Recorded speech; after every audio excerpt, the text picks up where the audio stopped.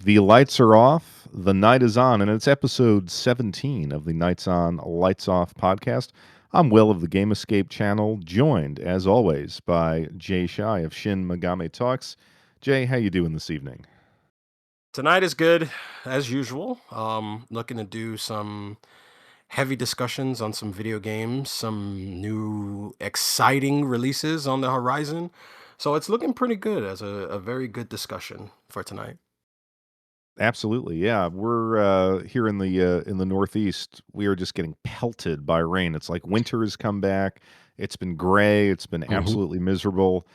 But I feel the warmth of the upcoming discussion because, and I think we need to start with this, the re-release of the Neo Geo was talked about heavily this week. I don't know if the news actually broke this week, but at It least did. on the Yeah, Discord, it it did. was this Okay, week. Yeah. it was this week. Awesome. So everyone was excited, and I know you've been following this pretty closely. So why don't you give people a sense of where we are with the re-release of the Neo Geo?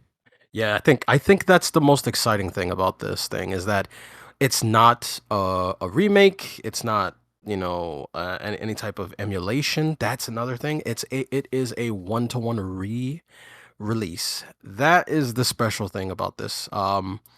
I'm I will admit I am pretty excited about this thing. I haven't been this excited for a console release in a long time.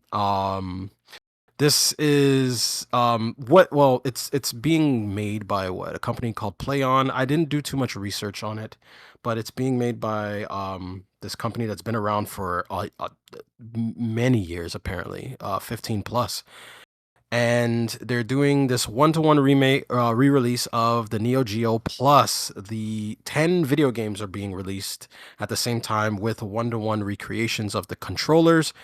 Well, no, that's wrong because you if you buy the box, the black one, you get the wired controller re-release. But if you want to buy an extra controller, it's wireless. If you get the anniversary version, which is a white version with Metal Slug, you get a wireless controller that's also white.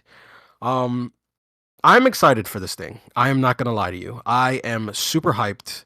I went a bit crazy, and it's a lot of people are talking about this, and it's uh, I think it's more hyped than Play On expected. Yeah, yeah.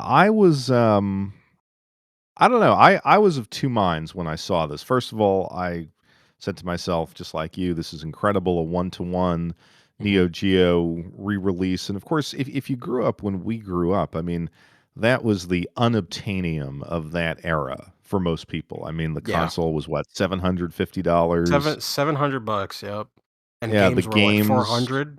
Yeah. Games are So expensive. I never saw one as a kid. Me Um, neither. Me neither. there was like a guy, a rumor to have been a guy who had one in our town, but I never confirmed that rumor. So, I th- yeah, it's exciting.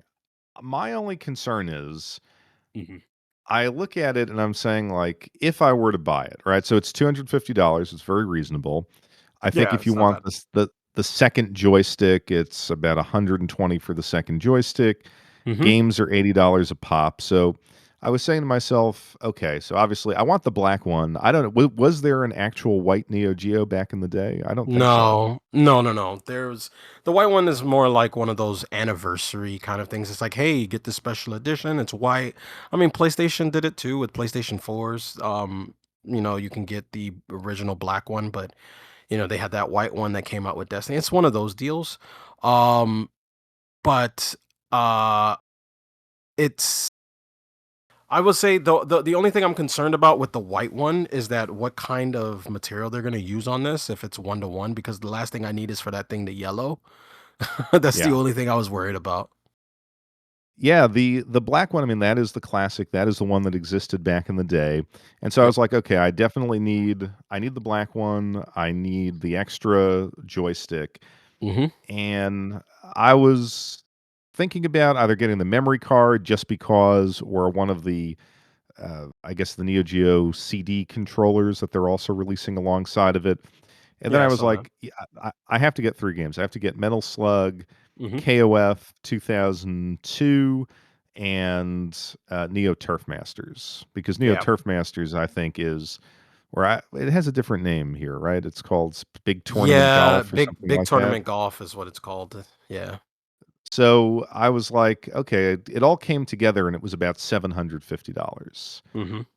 And I thought to myself, is it worth that much to play these games on original or quasi original hardware? Is the dream that I had when I was a kid of actually holding and touching and owning one of these things worth that when these games are excellent on any number of other formats?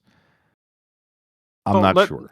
let's be honest from the get-go. This thing is a novelty. Let's get that right out of the way. It is a novelty because you don't really need this. You don't really need the Neo Geo. You don't need those any of those games because you can get them everywhere else, right? But you want it. You want that original experience. And the thing is that for a lot of us as collectors, it's been out of our grasp for so long because Neo Geo is a premium collectible console to dive into. You need to be almost, you have to have a you have to have fluid income basically to get into the Neo Geo. It was very unattainable.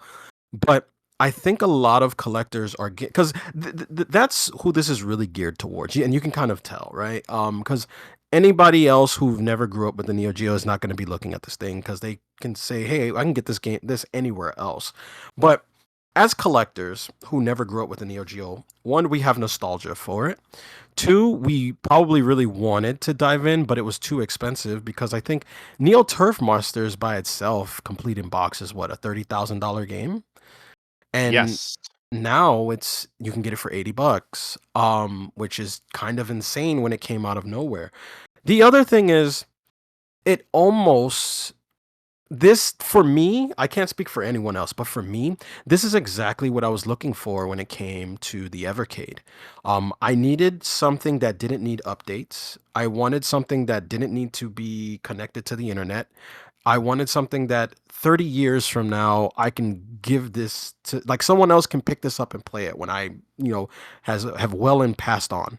I wanted something that was future proofed. And if this is from what I've seen in all the pictures, this is a one-to-one recreation and this is a re-release. So we're getting chips, we're getting games on on the ROMs and it's not emulated. And that's the for me that's a plus because one of the things that made me kind of divert away from the Evercade is because I thought it was that and it wasn't as I kept going on. The console's connected to the internet. It needs constant updates. And what happens if that company doesn't make money anymore, you know? The fact that this is a one-to-one, I'm reeled in. You have my attention.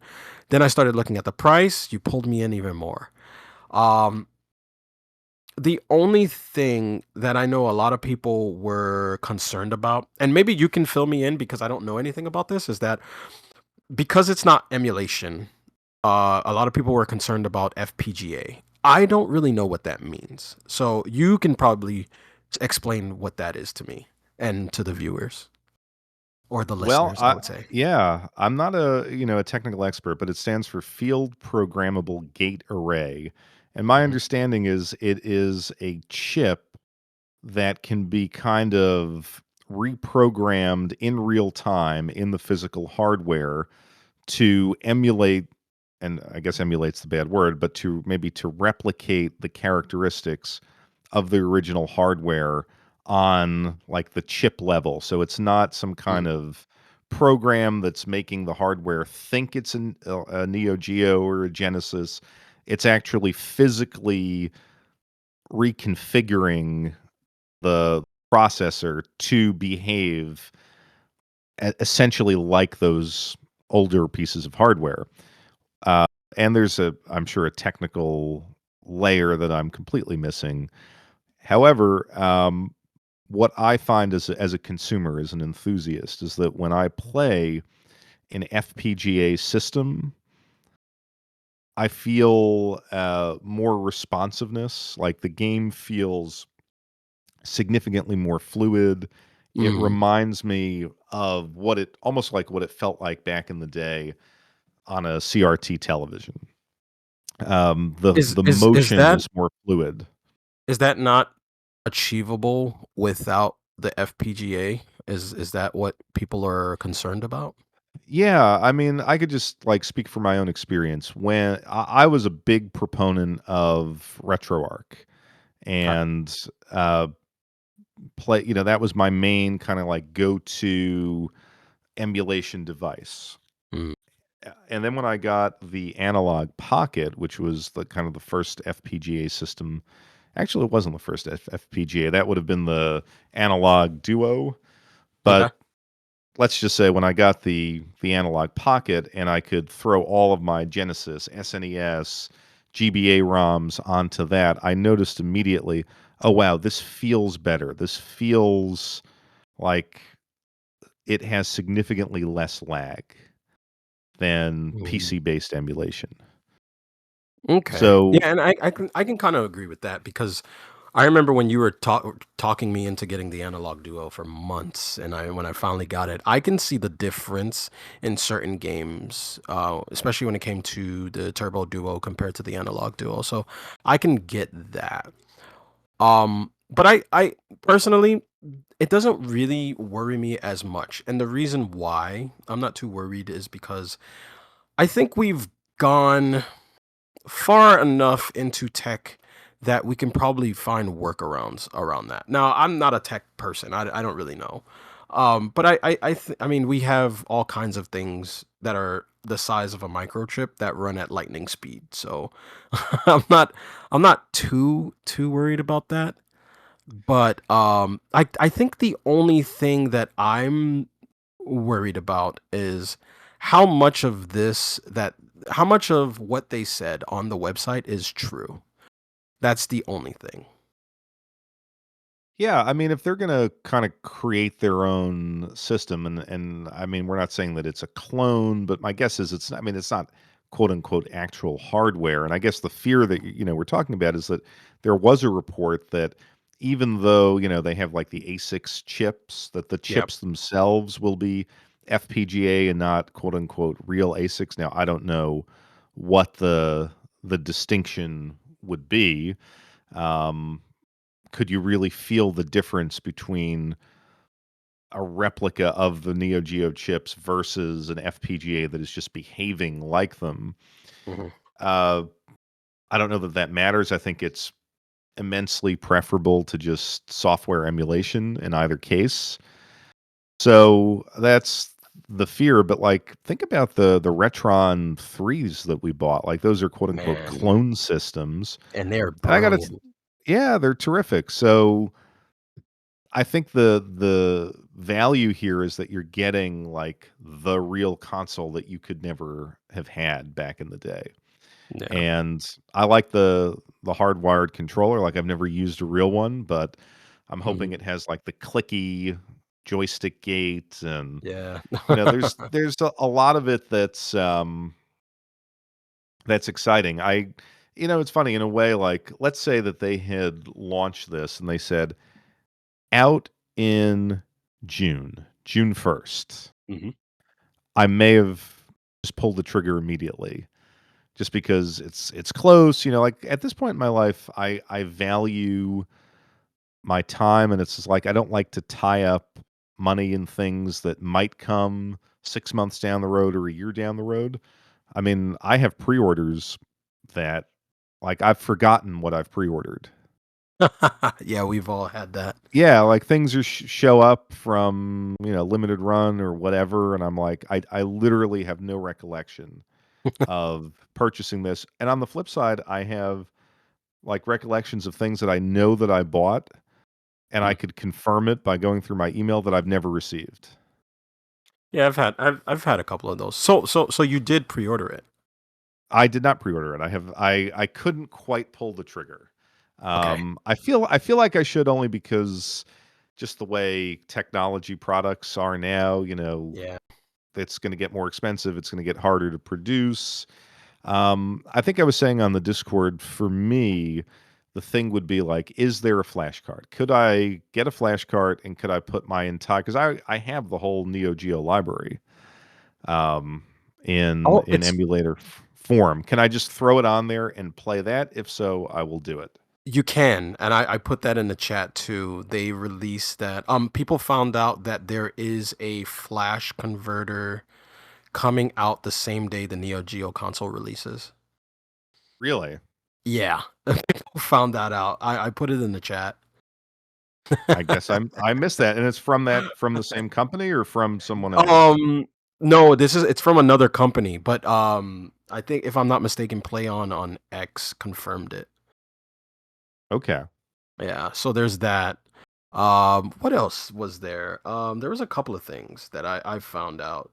One of something interesting that I did see, and I thought this was and I guess it makes sense. So the pricing for the games, um, they're different in Japan. In the States, they're what, $90 or $80, right? $90 a game. I thought it was, yeah, 90 a game. Yeah, 90 a game. If you go on any of the Japanese websites and you try to pre-order it, it's 59. Interesting. Yeah, but then when I've thought about it, I was like, let me see, let me calculate. So tariffs. So when you do tariffs, then tariffs bumps it up to 90. And I was like, oh, that sucks. So that's what it is. So even if I were to pre-order this in Tokyo, I'm going to get hit with what, 20%, 25% tariff, which kind of bumps it up to what, 75, but then you get the duty, which is another 15, so it's about the same. Yeah. So it doesn't really make sense to import. Um, the other thing is I did show off that there was two different art covers, I guess you can call them, for the boxes. There's the Japanese print and then there's the English print. Some of the games have the same look, but I think people were really pissed about that Twinkle Star. Was it Twinkle Star Sprites? Is that what it's called? I think that's what the game Yeah. is called. But apparently the Japanese version looks way better, which it does. Same with Turf Masters. It looks way better in the Japanese box. So people are asking PlayOn to create reversible covers, so people can choose what covers they want. So we'll see if that happens. Um, the other thing that I found out, which is a huge rumor, but I hope it's real. So people have found out that SNK is hiring, and they're hiring for 2D artists, 2D directors, and 2D, what is it, music sound engineers. And people are speculating that they're looking for these roles because they're trying to create new games for the AES Plus. I That would be think what incredible. Yes, and I did. I'll send you the screenshots. I didn't believe this, but I'll send them to you now. I went to the website and I took screenshots for myself, and I was like, oh no, this is if this is real and this is for that, this would be fantastic. However, I also think that this would be very, very expensive because I think a lot of people are under the notion that because these games are $90, that new Neo Geo games are also going to be $90, and I don't think that's the case. I think they're only $90 because they have already been developed and they've already been made, and they can just kind of push them out with a price. If they were going to develop a new game, I think we're going to see old Neo Geo prices. And that's just me speculating. Interesting. I don't know about that. I mean, I shouldn't say I don't know about that. I know about that. If a game came out and it was $250, $500, whatever the range was back in the day, Yeah, I couldn't do it. I wouldn't purchase it. I couldn't do it. I can't do it. And that's the thing. That's one of the things that worries me about this console. Like if you want to do re-releases of the Neo Geo games within waves and keep it at $90, I 100% support that. I think the idea is great. But if you're going to develop brand new Neo Geo games and they're going to be old school Neo Geo prices, that is haunting because a lot of people were, I'm not going to say a lot of people, but people within the community were they were, I guess that's the conversation right now is because these prices are so low. If anyone develops new games, will it drop the price for that? And one developer did come out with a video. The same guys that did Demons of Asterborg or games like Demon Claw and stuff like that, and Aster Bros. They're working on a game right now called, I think, what's it called? Metro Siege? I think that's what it's called. No, is that the same developer? I might be wrong. I don't think they did Demons of Asterborg. Or maybe they did. I don't remember. But they came out and they said it's a different kind of payment, right? Because them releasing games that were already made 25 plus years ago at $90, that's a steal. They're still making their profit because the game's already made. But when you put into perspective, you have to create a team, you have to do development costs, you have to do all of this other stuff, you have to get RAM chips, you have to get all these different things. And he brought up the price for RAM chips. That was one of the things that kind of escalated it. He says it's going to cost a lot to do that. Even people who developers on Kickstarter, they're like, I don't, it won't bring down the price for Neo Geo games, and that's kind of worrisome. Now, I'm thinking in my head that what if SNK had the idea to publish their games, then that kind of changes things. If they were to go up to developers making games for Neo Geo and say, "Hey, we'll publish this for you, but we have to keep the price at 90," then that will, man, I don't know what kind of future we have right now for Neo Geo because if it's that kind of route, that would be awesome. That would be it, but I would imagine I mean, the RAM chips that they use on this presumably are not the type that are gonna be sucked up by AI data centers, but I guess you True. still need True. the production capacity. And there's probably a sense that, okay, all technology is going up. So maybe for the new games, we can charge what we want. You know, we Hmm. can create like FOMO editions and things like that. If for whatever reason they are expensive to produce or they just feel like, okay, for the physical games, we're going to charge an absolute premium, I think it would be great if they just, like you said, if they have this flash cart that's going to be out there, Yep. let us download the ROM for 20 bucks. That'd be awesome. Right, because the thing about Neo Geo is that you wanna the serious collectors want the physical hardware. Yeah, You know, they true. want Very true. that massive cartridge. Um, I think to me, the brilliance of the Neo Geo only was revealed after the fact through emulation when you could play the entire library. Like, I don't know how you actually, this is an interesting topic. How did you first discover Neo Geo as far as whether it was AES, MVS, like what was the first time you actually played a Neo Geo game? Um, the first, to be honest with you, the first Neo Geo game I've ever played is probably a toss up between Metal Slug or Samurai Showdown, and I played it in an arcade. No, I didn't play it in an arcade. I played it in an arcade cabinet. It was probably MVS most likely, and a laundromat. My first game was, well, I can remember the first four games I've ever played in my life. It was Metal Slug, um, Samurai Showdown, the first one. The other one was a game called Eight Man. I don't know if you remember that. It's I do not. Eight Man was a two player beat 'em up where you play as a superhero that can run really fast. It's like the Japanese take on like the Flash or something like that, but it's really fun. It was that, and the other game was a game called Mutation Nation. Um, Mutation Nation is another 2D to a 2D two player beat 'em up where you play as two dudes.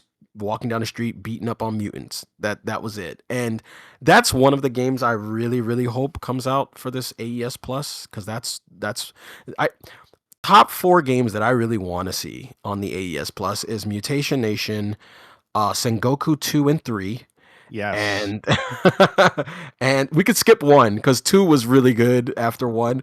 Uh 2 and 3, and if I had to pick, it would probably be maybe King of Fighters 98. That'd probably be like my top 4. Okay.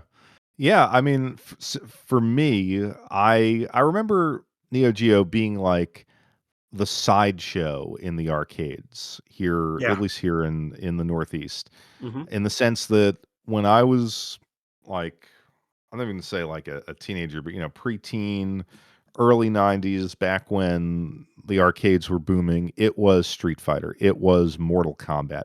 That Hmm. is what you really wanted to play. But then there were these red Neo Geo cabinets, and again, I knew it was the expensive console company. I don't know Hmm. that I understood that what was in the arcade cabinet was exactly what you were playing at home.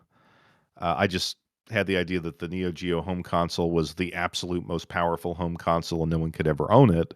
Hmm. But I always found it was kind of like easy to get on the Neo Geo machines because that wasn't where all the kids were standing. And in my childhood mind, it was like, well, I want to play Street Fighter, but Neo Geo has that Street Fighter with weapons, Yeah. Samurai Showdown. So, yeah, kind Right. of impressive, Right. kind of fun. I could pass the time. What really was my kind of like deep dive experience was my parents would go to Atlantic City. And of course, the kids couldn't go in the casinos. So, whatever hotel that we stayed at, there was like an arcade, like a whole gaming arcade setup for the kids. Mm. But not many kids were there because it's Atlantic City. It's a casino. It's a place for adults. Right. So they would drop me there for an hour, hour and a half, give me, I don't know, $5 or something. Mhm. And maybe the machines were a quarter. Like it was cheaper than in other arcades. And no one was there. And they had a number of Neo Geo machines. And that's where I experienced like Baseball Stars, King of Fighters, Fatal Fury, and I enjoyed it, but the experience of Neo Geo was so limited. Like you just got a little taste. And I feel like I really appreciated it when I could have the entire library in front of me and move from game to game and actually play through a game like Sengoku 3 and then play through Neo Geo. And what I took away from it was this was, I think, like the pinnacle of 2D art in video games. Oh yeah, especially those animations on explosions. Oh Oh man. yeah.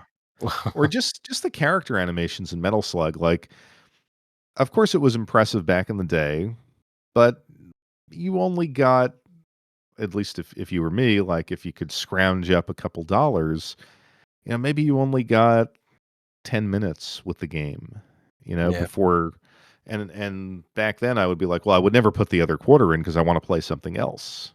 True. Very true. I had to ration my money. So, but when you could sit down and you could play, all the Metal Slugs and see the beautiful animation, I mean, that is the fun of the Neo Geo. So if this system could give that to me and it, looks original and I have the joystick, I'll do it. But I don't know that I could shell out even $90, for these games that I could play right now if I wanted to. Yeah, I'm. You would have to, because I'm not gonna lie. I went. I've always wanted a Neo Geo. Well, no, that's a lie. I wanted a Neo Geo. I would say about 8 years ago, maybe more. I've always wanted one, but I could never find a way to get in. Even though I could, I could play the games anywhere. I don't know how long that's going to last. With the way that a lot of these companies work, they pull things here, they take things away from us. they just remove things a lot.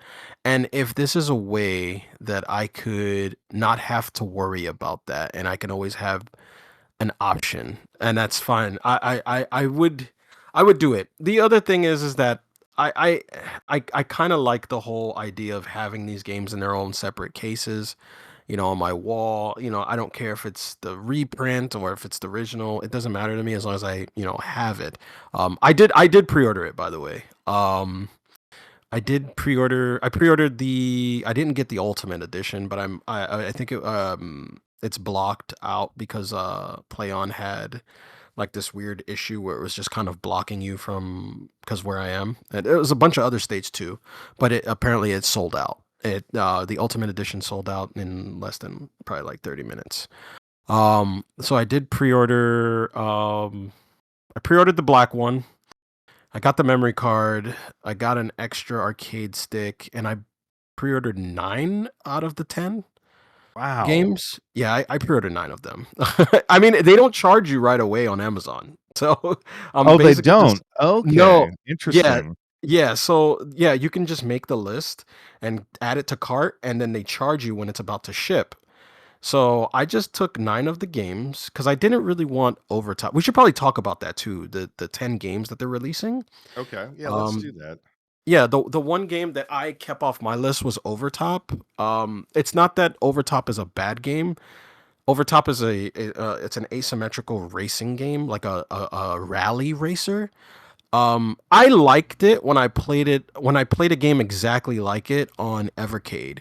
I did enjoy it, but it wasn't. It felt like a game that I can pass on. And that's what I did. I passed on that. I got the other 9. I mean, I don't know. Do you know the other 9 games? Yeah, so we've got Metal Slug, Big Tournament Golf, Mark of the Hmm. Wolves, what was that? Sprites, the Yeah, I one think you it's just talked Star about? Wonder Sprites or something like that. I don't remember what Star it's called. Wonders, Polestar, Mm. KOF-02, Shock Troopers, like you Shock said, Troopers is a over shocking game. I can't believe they added that. That is an awesome game. Magician Lord, Metal Slug, and Samurai Shodown Special. Yeah, 5 5. Special, Yeah. yeah. I'm So really super excited about what is it? King of Fighters 202, 2002, yeah. and the other game, what's it called? Shock Yeah, Troopers. Shock Troopers is a surprisingly good one. For me, like I said, I would go to me, the best game here, is actually, Neo Turf Masters, Big You know Tournament what's Golf. funny? I just want to say this. When I initially pre-ordered it, I bought 8 out of the 10, and Neo Turf Masters wasn't in my original batch, right? But I kept hearing people talk about it. Like they were just like, "Oh my god, we're getting Neo Turf Masters. Oh my god, this Neo Turf Masters is coming. I can't believe it." Da, da, da, da, and all this stuff. And then I look on the internet. I was like, "Wow, this game is 30 grand. Like, why? It's just a golf game." Then I saw the game in action, and I was like, "Oh, whoa, okay. This game looks like a crap ton of fun. This looks like a really good golf game." So I added it as on a separate purchase. Wow. And yeah, that one looks good. Well, pre-order because I haven't been hit yet. I mean, it may be one of my, I don't know if I can say this, but I think I have to. It may be one of my top 10 games of all time, and Wow. I think it's one of the best sports games ever created. It looks like And it. yeah, and I say that because, like, I also talked about this on the channel, like, back in the day, sometimes when you had very little money, like, you would just get what games you could get, and I remember getting, Mhm. like, Nintendo Golf, Mhm. and that wasn't a bad game, like, I got it on the Game Boy, but, I mean, I remember playing, like, think about how bad golf games were and how boring golf is, I think, still to this day to a child. Yep. And then you create this game where the controls feel perfect. It is the perfect Mhm. 2D representation of that sport. And I think even to this day, like, name a golf game that is that good. I don't know that you could pick one from the 2D era. And I think even in the 3D era, I mean, I have some favorites. I love, Tiger Woods Golf. I think it was '04 or '05, which was Mhm. a really good one. Um, but this is just an amazing, amazing representation of the sport. It's so fun to play. It's so fast. Now I'm talking myself into pre-ordering just for that game. Dude, look, I think you should get it. I think that yes, you can get these games somewhere else, but like I said, I think coming to terms with the fact, knowing that this is a novelty and this is something fun, right? This is something that you'll be able to get for fun. Um, whenever I fly over to New York, we can always pop it in, you know, that kind of thing. Yeah, yeah. And you could pick up. You don't have to grab every single one. You can pick up the three that you like, and you're still under what, $500, I know, 750 seven because fifty. yeah, I gotta Are have we getting got hit with United States tariffs in United States? Is that or is it just well, no, taxes? no, just well, because I would want a second, Controller. joystick. You know what's funny? I told my friend before, because initially the arcade sticks sold out and you couldn't get one. I said, "Look, I'm gonna pre-order this, and because you're pre-ordering one, just whenever you want to play, just bring your joystick over." You can always do Yeah, that's that true. too. I got a question for you. Are Yeah. the controllers, like the gamepad, is Mhm. that the same gamepad that this wireless gamepad that's been released for a while now? Because Yeah, I it have it 2 looks of like the those. 8-bit dough. That's what it looks Yeah. like. It looks like the 8-bit dough controller, and that's another thing I didn't pre-order. I didn't pre-order that either. It just because I think I have 4 of them already. I don't need it. Yeah, because that's actually quite a good controller. Yeah, it is. It is. It's really good. It's responsive. The thing that's shocking is the battery life. It lasts a long time. Like Yes. it almost seems forever. Like I haven't recharged mine and it still works. So Nice, nice. Yeah, so, this is an interesting product. I have to I think you should honestly, get one. I was kind of saying, like, I did want the Steam machine as well, but I Hmm. think that's been delayed. Indefinitely for now Yeah, because of all the chips, the chip issues right now. And this would be a fun little toy to treat yourself to. Look at me. yeah. I sound like the little red devil. Just yeah, bro. Just buy the Neo Geo. Here, it's fine. Well, I do now that you say with Amazon, like, not actually charging you until it ships, Yeah, that's because I think that's fair. Like, I just hate laying out hundreds and hundreds of dollars for things that, you don't know when you're gonna see them. true. Yeah, yeah. They I've no they have a release date, right? Yeah, It's I mean, I've November gotten 14th or something like that. did you ever get your, Eartheon for the Genesis? Like, I feel like we wanted to No, pre-order that, and that no. hasn't even come It out hasn't. yet, like, It right? hasn't. And we It could've hasn't gone up for pre-order at all. yeah. So, But that's I may limited have run. to Limited run is like its own universe. Yeah. that's true, but I feel like we wanted to get the Japan one, and that Oh, has very not true. Yeah. materialized. Oh, this, Ultimate Edition looks awesome. It does, but $1,000. That was okay. So this is the problem. If you get it on Play On, they're gonna take the $1,000 as soon as possible. They're gonna take Yeah, it, and then you have your pre-order. If you go to Amazon, pre-orders work like they take the money when it ships, or I think it's a week yeah. before it ships, or whatever it is. By the way, the, Ultimate Edition is available as of this recording on the PlayOn website. Don't tell me that. It is you can order it immediately right now. I I have it will in my not. cart, and, It's in my cart too, and it's gonna stay there.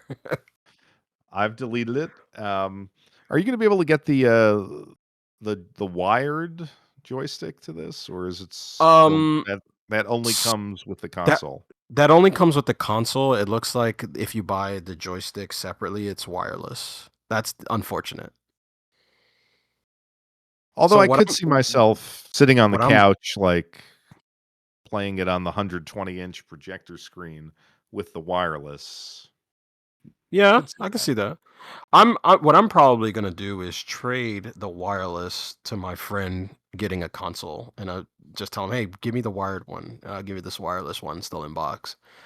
I'm probably gonna do that. I'm probably gonna try and trade it. you've got some nice friends. Well, I have to convince him first. My buddy man, he's a Neo Geo guy. He likes Neo Geo. He doesn't own the Neo Geo console, but he's the only person I ever known. We met in ninth grade. We're still friends to this day. So that was a couple years. It's 20 plus, 25 plus years. Um, he's the only guy I ever known that had a Neo Geo Pocket, and to this day he still has that same Neo Geo Pocket. So he's that kind of guy. So I have to talk him into it. I don't think he's gonna say yes though, but it's okay.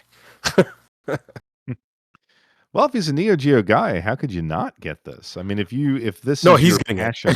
Oh, okay. Yeah. He's getting it. I told him, I was like, hey, this is a thing. He's like, I don't have any more money, and he's add to cart. I did it. I know you did. Yeah, this is tempting. This is tempting. So, I think you should do it. I think you should. I think you should just, like you said, just go with the 3 games and then just save up until November. It's not gonna hurt. no, no, no. I mean, listen, the amount of money that I've expended on video games, I mean, this is not gonna change my personal history here. I have a basement full of things that I probably should not have purchased. Um, but did I tell you this joke? So we were having someone over to the house, Uh-oh. and it was shortly, maybe it was a month or two after we moved into this new house. Okay. And so my wife was showing this lady around, and I always tell my wife, like, showing people my game room is not a positive. Yeah, it's Like, not. they're not going to look at you and be like, "Oh, wow, this woman's great. Look at what her husband likes. He has a room full of games." Yep. Like, she doesn't get that it's not socially acceptable, to do this with your life. And so this woman is looking and she's like, "Wow, you know, wow, you really, really like games." And I said, "Jessica, this room represents why I almost didn't get married." So, It's very true. It's very true. yeah. I had my wife do the same thing not too long ago. Well, it was kind of needed. Um my one of my wife's friends came over, brought her kids over, and then the kids was like, "Hey kids, you want to go into the game room?" And I just gave my wife this look, and I'm just like, "Oh no." No. No. Oh No, no. you never want kids in there. One to Oh, be opens embarrassed. the door. Oh, it's so bad. She opens the door and her friend is just like, "It looks like a store in here." And I was like, "That's the idea. Yeah. It's it's a store for my kids and for me Yeah, well, mostly." you see, you have kids, so you could actually easily, Get "Oh, this away is for with my it. kids. Yeah, this is for my kids, not I can get me." away with it.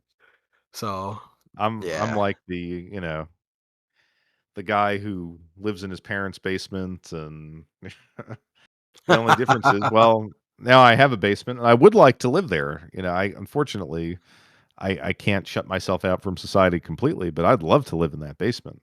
Yeah, man, we all got jobs. That's why. Yeah, why do I have to leave the house? This is not fair. Um, it's funny, speaking of, pre-ordering this, I think we can make the call to pre-order because in the realm of 2026 technology, this is not Mhm. that expensive, but have you been following, like, the pricing, discussions on, like, what the PlayStation 6 is gonna cost, the Steam Yeah. machine, things Yeah. pushing past $1,000, past, maybe up to $1,500, like the next whatever the next Xbox is gonna be. They've basically said it's going to be a boutique enthusiast console, and I was like, "I gotta talk to Shy about this because at what point does the hobby die as we know it?" if that level of pricing. Like 250 for a system for the Neo Geo, awesome, Yeah. great, you could swing it. But 850, 1,000, like what is the cutoff point? Um, I'm gonna be completely honest. It's hard to say nowadays. Before, I would have given you a definitive answer like, "Oh, it's going to fail," or "Oh, it's going to be fine." But nowadays it's hard. And the reason why is because there's a lot of factors. Especially when I heard about the Xbox thing, I did hear about that. What they're trying to do now is they're basically just making a PC that has an Xbox logo on it, and that's all it is. It's just a PC that plays Xbox games. And I was like, that's stupid, but you're gonna have people that's gonna buy it, and a lot of the times, um, people don't buy things technically because they're interested in it. Like remember, and I think we had this conversation before. The reason why it's hard is because a lot of people buy things because it's content. A lot of people are YouTubers now. Because it's easy. So, and I'm also speaking from personal experience too. Is like a lot of times you would buy something because you have a partial interest in it, but in reality, if you didn't have YouTube, you probably wouldn't buy it. Um, Mm, but I think a lot of these consoles are going to come up. They're going to come out. They're going to be exorbitant, like exorbitant prices are going to. They're just going to be crazy.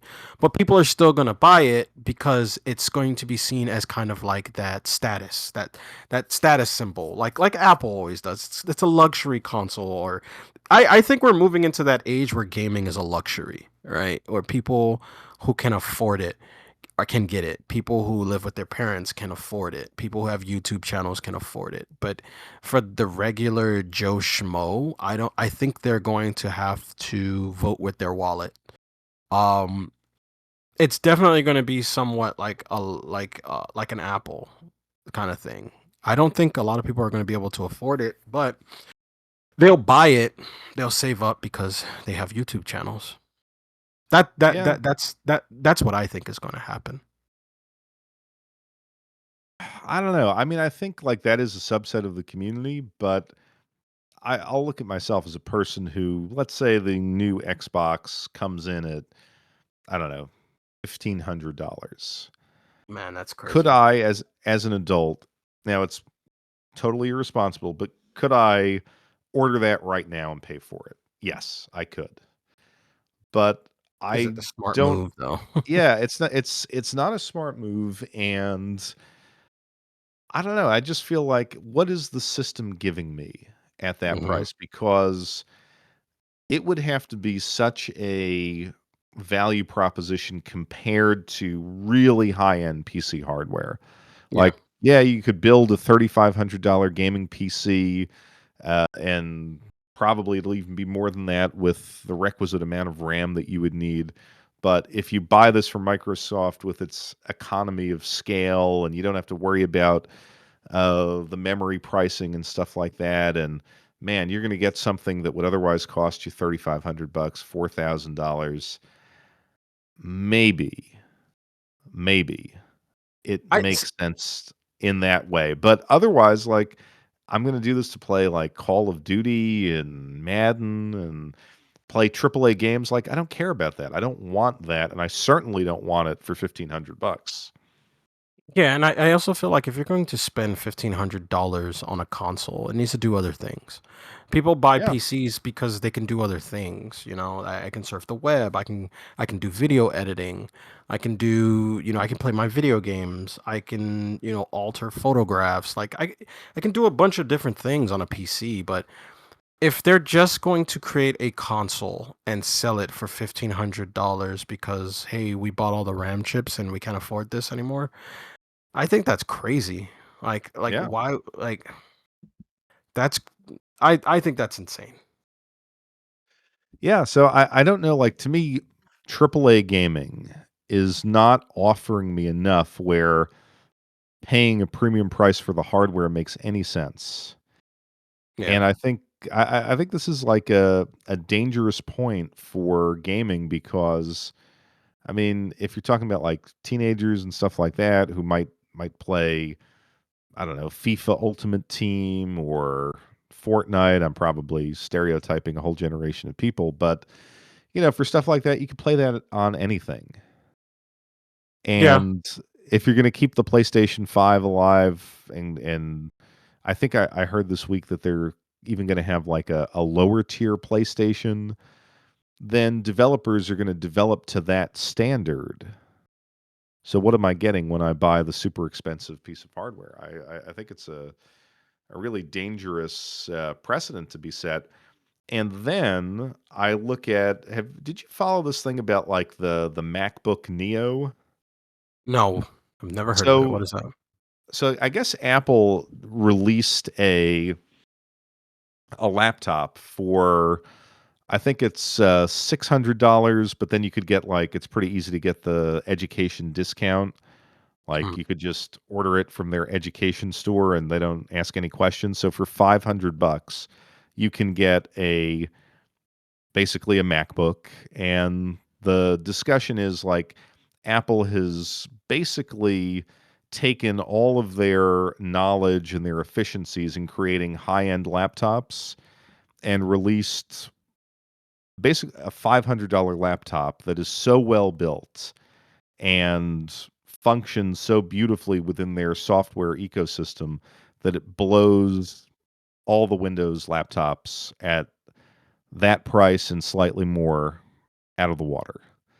Wow. It has its limitations. It's like got 8 gigabytes of RAM, but people who own it say like this is the greatest Apple product ever built because it manages to be exceedingly functional at a low price point.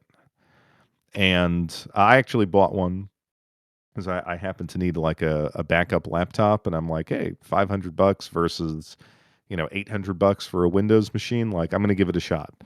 Mhm. And I thought to myself, and I don't know if this is true or not, we'll see. I haven't gotten it yet, but that's what gaming should aspire to, like a product that is appreciably cheap Yeah. and that offers amazing value. Yeah. That product doesn't exist in the gaming space. Not right now. No. We haven't seen. I mean, I can say that Neo Geo is that product, but I at the same time I can't because there is some individuals that feel that the Neo Geo games are overpriced, which to an extent Yeah. I agree, and at the same time I don't agree because from I have to look at it from their perspective as well. Is that they're Neo Geo, and I'm trying to go back to your point. The Neo Geo is overpriced because you can play those games anywhere, right? We get that, but then there's people who have been eyeballing the Neo Geo for decades that know Neo Geo games go for 10,000 plus. So the comparative sense there is that this is a cheaper product to me because I can't get these games anywhere else physical. That's the catch. I don't want it digital. I don't want to play it digitally. I want it physically on my shelf. I want to be able to have the luxury to play it whenever this company decides to take it off. I can still touch this game. And it was affordable at the time. So I think that seeing it from both aspects, when you know, these game prices today are spiking in price with the consoles going up. When you brought up the breaking point, it's I think we're getting there, but because people have social medias that they want to maintain, it's hard to envision that breaking point because I don't know where it is anymore. Because people are willing to spend. I mean, when you have people agreeing universally for if GTA 6 comes out, if it's 120 plus, and they're like, yeah, I'll pay for that. Like me personally, I think that's crazy. But for them, they think that GTA is worth that dollar. So it's really hard. It's really hard to see.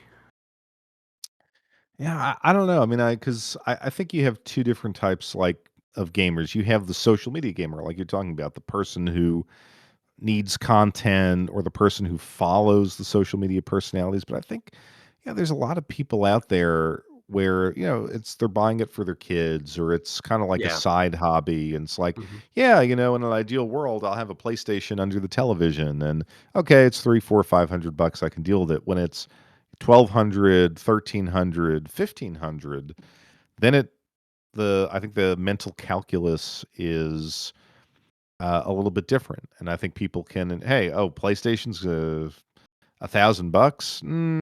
I'll pass. Yeah. You're gonna Or have I'll just you're definitely gonna have those people. Yeah, and I actually thought like the MacBook Neo of gaming would be this Steam machine because I didn't realize like the memory crisis was going to get this acute. I figured technology costs would go up and maybe they'd come in with this thing. I forgot what we predicted. 650, 750. You talking about for the Switch too?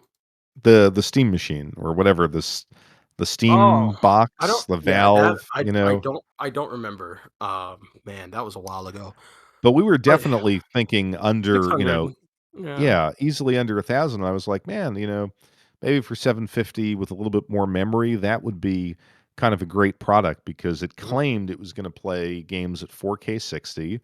It's gonna leverage your entire Steam library, which you've already paid for, and if you haven't built a Steam library, it's relatively affordable. Like, I thought that was gonna be the thing, but apparently, who knows when this is gonna come out and at what price. So, yeah, I don't know, gaming is a luxury, I think, to your point, is where we're headed, and, I there's think a we're lot of kinda there. I think we're yeah, there. I think we're pretty much there. It's just that,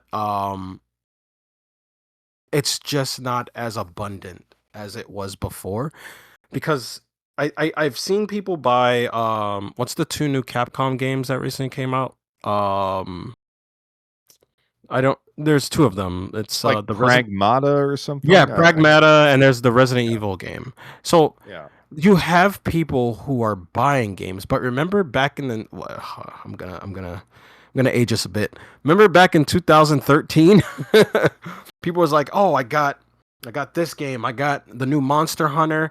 Oh, I bought this game that I've never even heard of because it was good." Like you don't hear any of that. You just hear, "Oh, I got the game that everyone's talking about, and I got Yeah. the other game that everyone's talking about, and that's it."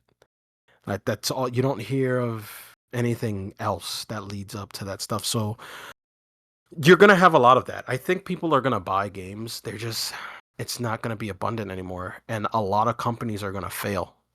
I think that's what's gonna happen. A lot of companies are gonna make games that kind of, fall into the crack, fall, in between the cracks and get lost.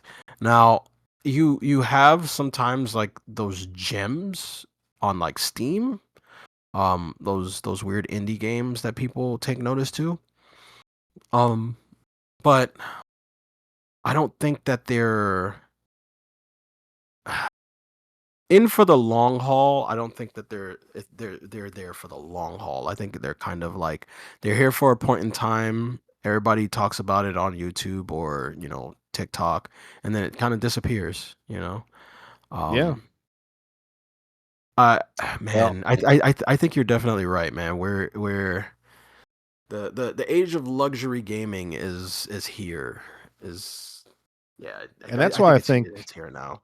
it's so awesome to have a physical media collection, um, because you're a little bit you can resist that, like, gaming doesn't need to be a luxury if you can find physical media or you've been collecting physical media. It actually reminds me, today my wife and I went to like this massive used book sale, Oh, okay. and she's kind of like a book collector, and I wasn't really looking for media, but they had huge, you know, rows and rows of DVDs Mhm. and Blu-rays and it seemed like half the place, this was a massive place, was they didn't care about the books. They were focused on the DVDs. People were literally buying like how you go to Costco and you would get like a pallet of raspberries, like a big long box, and Uh-huh. that's where they put all the raspberries. Like people were taking 2 or 3 of those things filled with DVDs. Wow. Dang. And these were younger people. I'm not talking about like teenagers, but these were adults in their, I would say, in their mid 20s to mid 30s. And Okay. I think having control over a physical media collection is going to become quite an asset in an era where, like, certainly with gaming, it's becoming a luxury, but also I feel like streaming is becoming a luxury. Wait, why do you say that? Well, because I feel like streaming has become so fragmented. Like, either what you want to watch is not on the streaming service that you own, Oh, well, and so yeah. you're always buying the next streaming service, or it's being compromised or edited in some way, or half of the series is here and half of the series is here, and those costs add up over time. So as the online platforms move towards this model of, as they say, enshittification, where you get less for more, um, people are gravitating towards physical media. And I think with gaming, like, I don't know, I think the used game stores, I mean, if it's going to cost you, if your entry point into gaming is $600, let's say, Mm. and then you have to purchase games that are more expensive and sign up for online services, I think the retro game store is going to be an attractive place. You might have a point. You definitely might have a point there because I never thought of it like that. As and it's funny, as I did hear this exact I guess discussion point is that um the more you mess up with metro with not retro games but AAA titles, the more it pushes them into a different direction. And I can definitely see that. As far as retro as like PlayStation 1, probably not. I think we've gone over that hump. I think now it's more or less PS2 going forward. Um it would probably be PlayStation 2. I think we've gotten past the I feel like GameCube is kind of done, right? Right? It feels like. Well, I What was do you going to talk think? a little bit about GameCube for the our games we've been playing segment, but yeah, I mean, I think as far as the big push to GameCube is probably past. Yeah, I feel like that. I think we're in that PS2 phase right now, maybe Xbox Prime. Xbox 360, of course. We're in that window with the PlayStation 3. I think PlayStation 3 is kind of like right there. Like people are kind of like, yeah, I'm going back to PS3. Then you have people with the Vita and the 3DS. I haven't heard much about Wii or Wii U or anything like that, but I don't know. Time will tell on that one. Yeah, I mean, I just think people will gravitate to things that are not shockingly expensive. Yeah. And I actually do think that's where things like the Neo Geo come in. Like, if you can get a piece of hardware that's going to cost you 300 bucks, but you could play a library of games that you either already own or that are easy to acquire, then I think that's going to have an advantage. I mean, Neo Geo is not the best example, but take something like the Analog 64, Hmm. um, which I purchased, and it's a good piece of hardware, but I think that was 250 bucks, and of course it's got a flash card, but I think you could still find online, like, the N64 car if you're just buying cartridge only for between 15 and $35. Like, that might be a way to entertain your kids for much less than whatever the PS6 and the next Xbox is going for. Hmm. Yeah, that's a good point. And I Do you I do? Go ahead. Go I'm ahead. sorry. No, I was gonna say I think kids today are, and you've posted about this, like, they're actually interested in old school technology. Yeah, they're getting there. They're well, not getting there. I mean, they're there. Um, a lot of kids have, and which is funny. I saw this actually. I think it was like NBC News on YouTube at one point. Apparently, the sales for VHS and DVDs have spiked, and I think even Apollyon left something in the chat saying how DVD prices has spiked because people are looking back at the past at movies they've never seen before, and they want something more tangible. So Yeah, it looks like the digital age is pushing the younger generation into a more field that we grew up with. yeah. That's what it looks like is happening. But let me ask you a question because this was on my mind. I think Apollyon's wife said it in the chat too, because I most likely want to give her the credit for this, and I think she was on to something. Do you think that this idea, or maybe it was Apollyon himself, but do you think the idea of the Neo Geo coming out actually raises eyebrows with other companies like Sega or well, probably not Nintendo, but maybe Sega or Konami? Like mini consoles are probably not the thing, but to reprint your old console and reprint games. I mean, I think there is a market for it, and I think if the way you can do it is economical enough for you as a business, why would you leave that on the table? Like, let's say Sega came out tomorrow and said, "Hey, we're going to re-release the Dreamcast." I Yep, think a I think lot that of would be a good people, idea. yeah, a lot of people will be excited for that, and like I would be Mhm. more excited for that than I even am for the Neo Geo because I have a shelf of Dreamcast games. Mhm. And I do have a semi-functioning Dreamcast. I could play them, but like an updated Dreamcast, like I think Sega. I mean, could you imagine the hysteria for forget about the Dreamcast. Let's say Sega said, "You know what? We're going to come out with a new console. Mhm. We're going to call it, something else and we're going to release our old IP, we're going to release some new IP on it." I mean, I think most retro gamers would buy that in a second, just the next Sega console. I agree. I agree with that. I know a lot of people were saying something about a new what was it? Like a PlayStation 2 console. But the thing is that what I noticed is when I started thinking about it is that I think you can't get away with that with a PlayStation console only because PlayStation has so many games that weren't Sony built, right? Sega Dreamcast can get away with it because a lot of their games were built in-house. And it's the same thing with Neo Geo. Neo Geo is able to get away with this because most of the games coming out are Neo Geo, built in-house.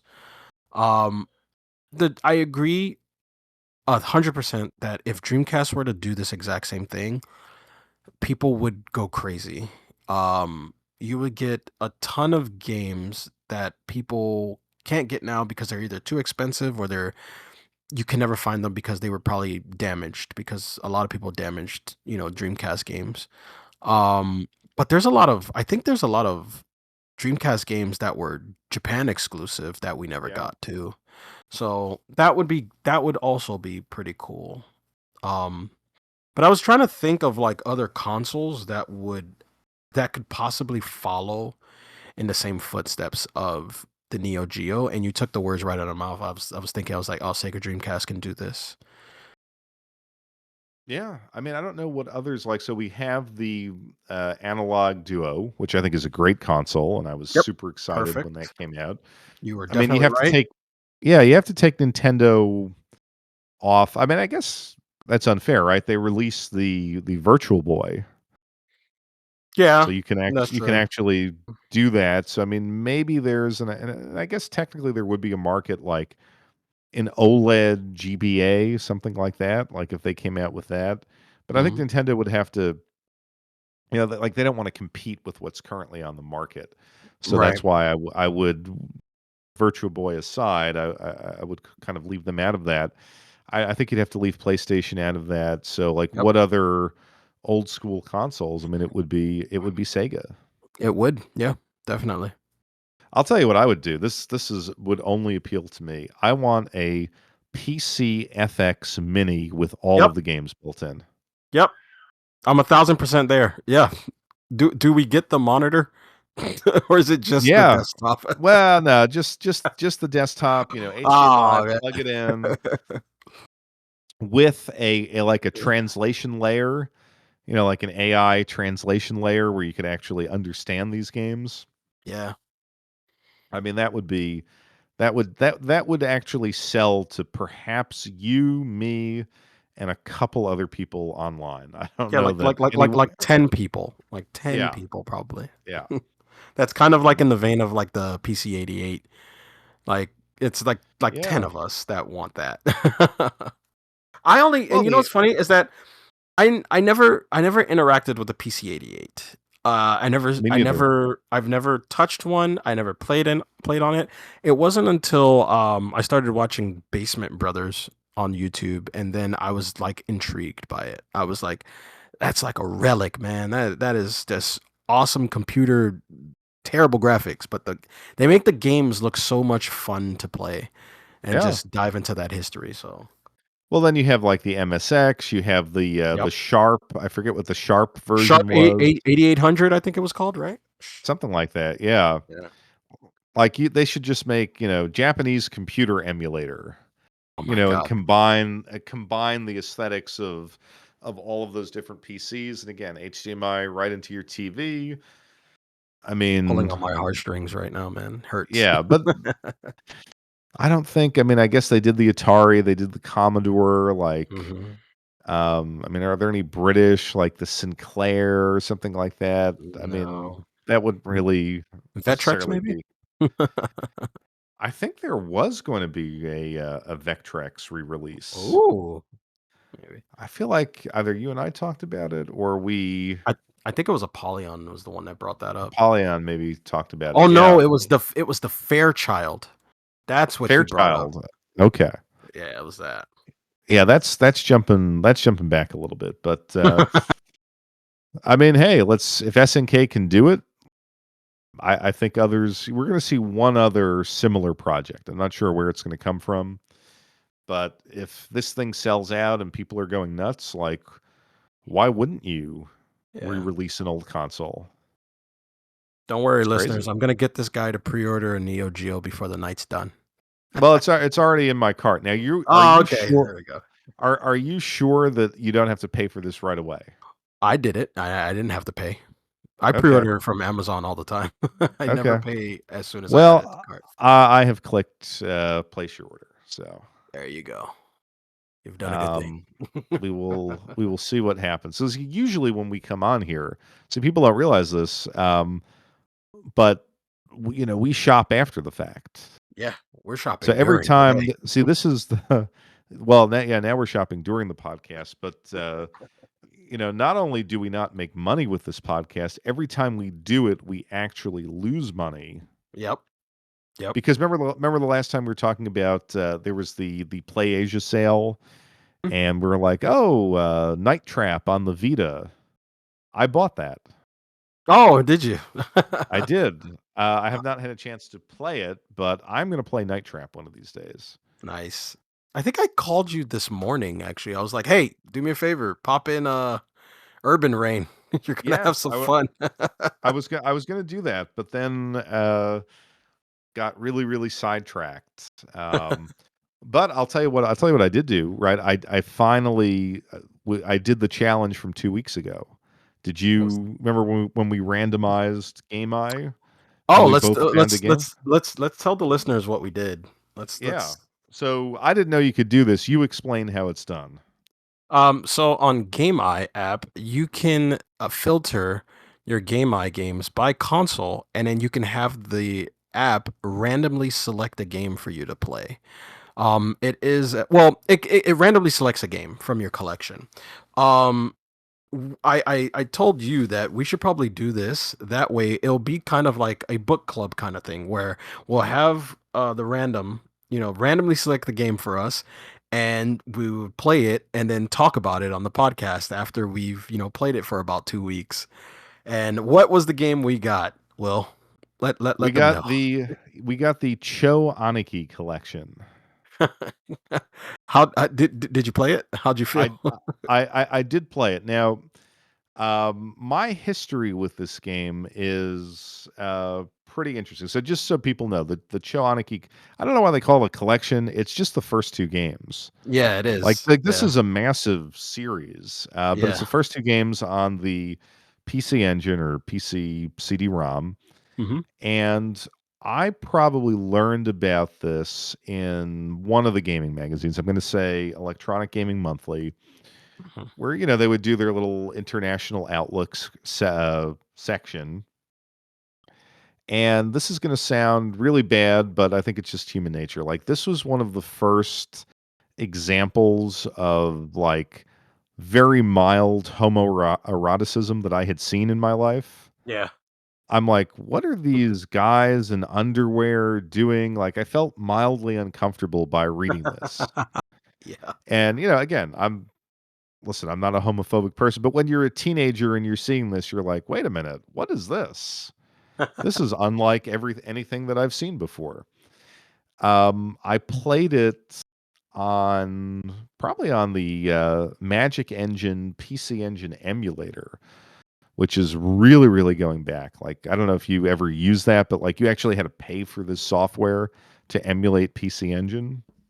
It was Mhm. back in the mid-2000s, and I haven't played it since. So, I didn't even realize that the first game, you weren't playing as those muscular guys in the underwear. They were Yeah. they were kind of like a power up with these other 2 characters. Right. The other So 2 I'm gonna say gods or whatever. I've never played the first one. I guess I remember playing the second one where you're Mhm. playing as the underwear guys. Yeah. And, I don't know, I don't really like the game. I've gotta be honest. I feel like it's an inventive shooter, Mhm. but not really one of the bests of the time. And, I think it's got great music, like, a lot of the levels are over the top. It might be the only side-scrolling, or I'll call it any kind of shoot 'em up, that actually has a screen that scrolls downward rather than upward. Yeah. So you're kind of, like, descending and fighting enemies, which I thought was pretty cool. But I don't know, it didn't really do it for me. It feels like a rather average, side-scrolling shooter with some very unique visual flair. I gotta level with you, man. I think this game's horrible. I do not enjoy this game at all. I've played it for 2 weeks and, um, I will say this, I enjoy the first game more than the second one for some reason. Yeah, I don't know, playing with the gods feels like a traditional shooter. Then when you play the second game, it feels like it goes off the rails. Like, it just yes. the shooting is randomized. That's the other thing that bugs me about the second game is like when you're playing as Yes. the muscular dudes, they basically have one shot type and it's homing. That's it. They just home in on the enemy that's closest to them and it's like, "But I don't want you to shoot that one. Shoot this other one." And you can't change their weapons. They have a giant hitbox and they're it's so frustrating. It's a frustrating game. It's the only plus about the game is that they have life bars. That's it. If it was a traditional shooter and it's like you get hit once and die, it would be completely tragic. But I am not gonna lie. I'm not a fan of the music. I'm not a fan of the shooting. I will say this: I do like some of the backgrounds, though. Some of the Yes. backgrounds are really, really cool. Um, but it's unforgiving for sure. Yeah. But but yeah, I don't see the difference between the two gods. They both kind of shoot the same, so I don't know why there's two of them. And the second game is just your giant hitbox trying to dodge bullets, and I hate it. Yeah. What Um, was the point of the, like, sparkling twirl in the second game? I don't know, and I kept trying to figure it out, and I don't know, but yeah, you can. I thought it was like a charge where you can like twirl him around and charge a beam because I know that occasionally I would shoot like a cyclops beam at some point, Yes. and I was like, Yeah. how do I do this? But sometimes it just comes out at random. Like I'm like, wait, what is happening with this game? But yeah, I thought the Did game you was did horrible. did you read the instruction manual I I about I, I the beam? I was going to read the instruction manual on my on my phone, but as I kept playing, I started to, like, slowly figure things out, but I still hate the game. Um, Well, um just so you know, the beam, as it was described, is this incredible explosion of masculine energy. I love it. That's Okay. how it was described in the manual, 9 out of 10, automatic. 9 out but of 10. it didn't explain actually how to bring about this explosion of masculine energy, and it didn't connect it to the sparkling twirl move. So So so this is what I think I figured out. Alright, so the yeah. more you shoot enemies, I noticed that the 2 buff dudes have, like, holes in their heads, and if you pay attention occasionally, the hole in their head will glow. And I noticed that I shoot the beam if I stop doing the rapid shot. Like, if I stop Yes. shooting, he would Yeah. randomly just shoot the beam, but then the glow goes away. And I was like, but how do I get the glow back? Like, tell me. I need to know. But It's I crazy. don't know. I don't know what the twirl does. It doesn't kill anything. You just get hit, and it just makes him a bigger hitbox. So I don't get it. And then I noticed in the first game, that it was pretty easy to kind of, like, spam the computer. I found that if you when you got to the boss fights, if you kind of coax them towards the top of the screen, and then you would go into the upper left-hand corner of the screen, Yeah, they would get stuck there. their Don't hit attacks you. wouldn't hit you, and you Yeah. could just and then, of course, they absorb a lot of hits, so you would just, hold the shoot button for about 3 minutes, and then Yep. finally they would explode, and you move on, so I would have to imagine that was a, programming flaw. Yeah. The other thing too So is that one part where you have to like descent from the sky, yes. and then you have the giant like air face balloons floating upward. Yep. I thought those were enemies, but they're not. They're just part of the background. So I'm like, why am I dodging this stuff? Because it doesn't hurt you. It just oh man, I hate this game. Yeah, it was disappointing, like, I feel like if you're gonna call it a collection, put Yeah. every game that was ever made Yeah. on here, I 'cause agree they with th that. this series went on forever, um, and yeah, maybe the first 2 games are the only ones that kinda registered with a Western audience in any way, but let me see the entire series. So this is a game that I would not recommend at all. I don't know why I even bought it, to be honest. I'm going because this is what I was talking about. That game is a novelty. It's part of it has some nostalgia to it too. I bought that game because I remember me and my friends used to talk about it when I was younger. Um that's why I bought it and I never got a chance to play it. But it's you know what it is too? It's one of those games that you and your buddy sit on the couch, you're eating pizza, and you're just goofing off. Yeah. It's one of those games. Like I wouldn't recommend you play this game by yourself or anything like that. If you can have a friend that you can goof off with and reminisce, play Chou Aniki. Yeah, I mean, It's that kind of fun. it kinda reminds me of We need I to mean, I do a think there was stream a of Chou Aniki. yeah, well, I mean, there was a genre of this, like, in the early '90s in Japan. I think I was reading, like, it's called, Bakage or something like this, like, games for idiots. Oh my Like, god, that sounds amazing. it would just have, like, a gameplay loop that was silly, and so I Mhm. remember on the Japanese PC Engine, you had that game, I think in England, in North America, it was called JJ and Jeff or something like that, but Yeah, in I Japan, remember it was that. like 2 game show hosts, and they would, Mhm. fart enemies off the screen, like, there was that it was part of that goofy genre. Yeah. And, yeah, I mean, I guess if you have some buddies over, you have a few drinks, or maybe you're like a 14 or 15-year-old boy, that would appeal to you.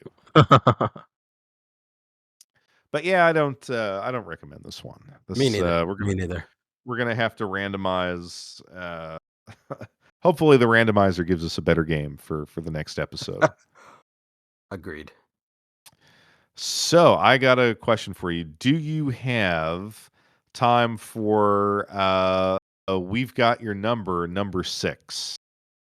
Yeah, I think I got a bit of time. Got 15 minutes. I could do that. Yeah, so this one is a little bit shorter because games with 6, I think we're moving into a different part of Yeah. this series where, you know, if you've made it to 6 iterations of your game, like the formula's locked down, the creativity isn't there, and now we're really looking for those gems. Yeah. So these segments are gonna get shorter and shorter as Yep. we move on. So, it's a 16 game bracket, not a lot of stuff, believe it or not, with 6 in the title I that is bet worth most of talking. it's Final Fantasy too. Well, yeah, I mean, let's, we don't wanna bury the lead, but yeah, there was one Final Fantasy game that was, quite strong in this bracket, but, um, I got, a kind of a modern one to start off with, Call of Duty Black Ops 6 versus Street Fighter 6. And again, we do these by aggregate review scores, so these were well reviewed for their time. Mhm. Do you like either of those games? I don't, but I've played both of them. Same here. Uh, if I had to pick, I would probably go Street Fighter. Yeah, me too.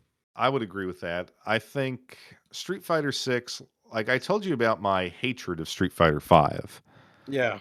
because it didn't have a single player Right. game when it released. I think Street Fighter 6, like creating that hub world, that RPG, building your character, learning move by move. I thought that was creative.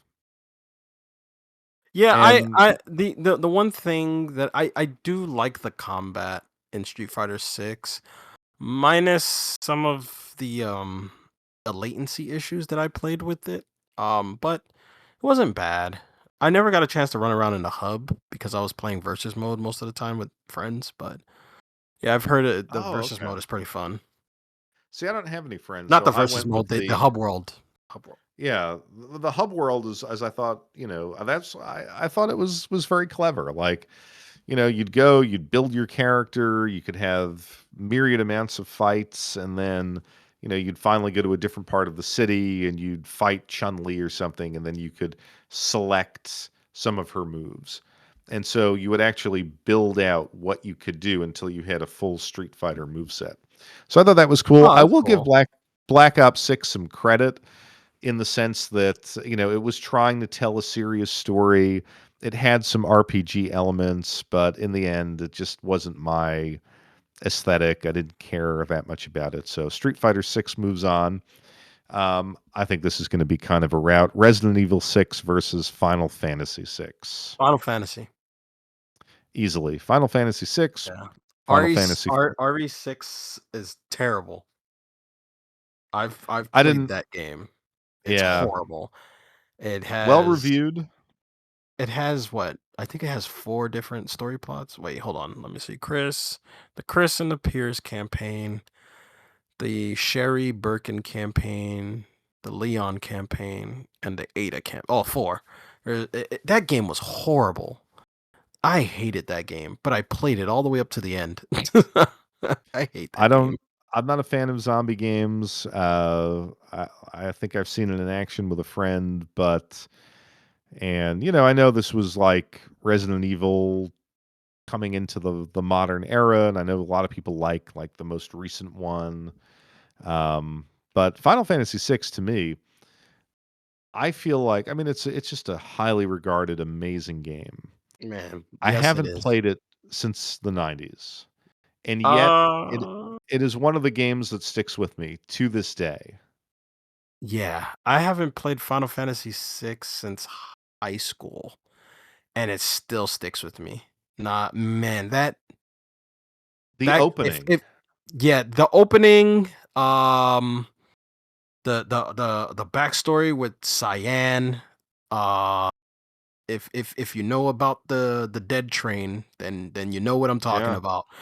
Um, the man, everything about that game, Kafka being an awesome villain, like everything about that game is great. Um, yeah, Final Fantasy 6. Yeah, it was the pinnacle of I mean, you Super might Nintendo argue RPGs.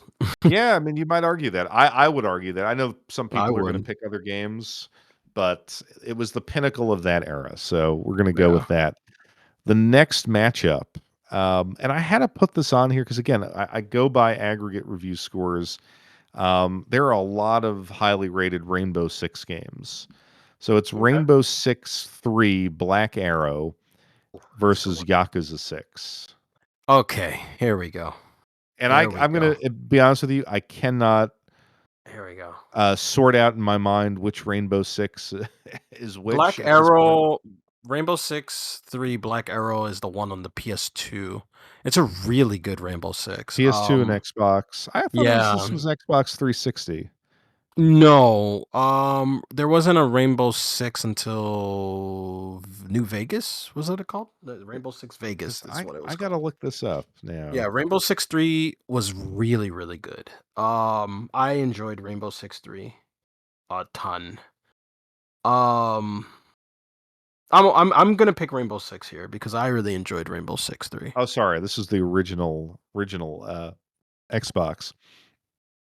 So this would did you play this like because this is one of the games that you could play online, right? Like you could build the team. No. Well, No? I never played it online, but you Okay. in most Rainbow Six games, you're able to build a team. And man, I used to play a lot of Rainbow Six. I love Rainbow Six. I'm a Rainbow Six guy.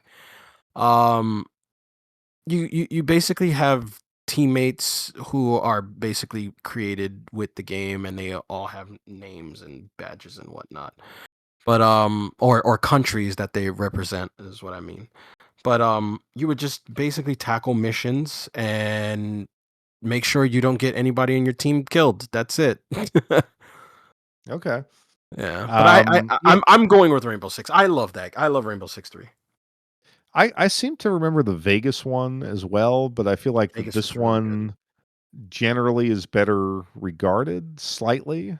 Which one? Uh, Black Arrow. Really? I don't know, man. I like Vegas. I have I like yeah, I mean 200 hours in that's kind of Vegas. the one that I remember. Yeah.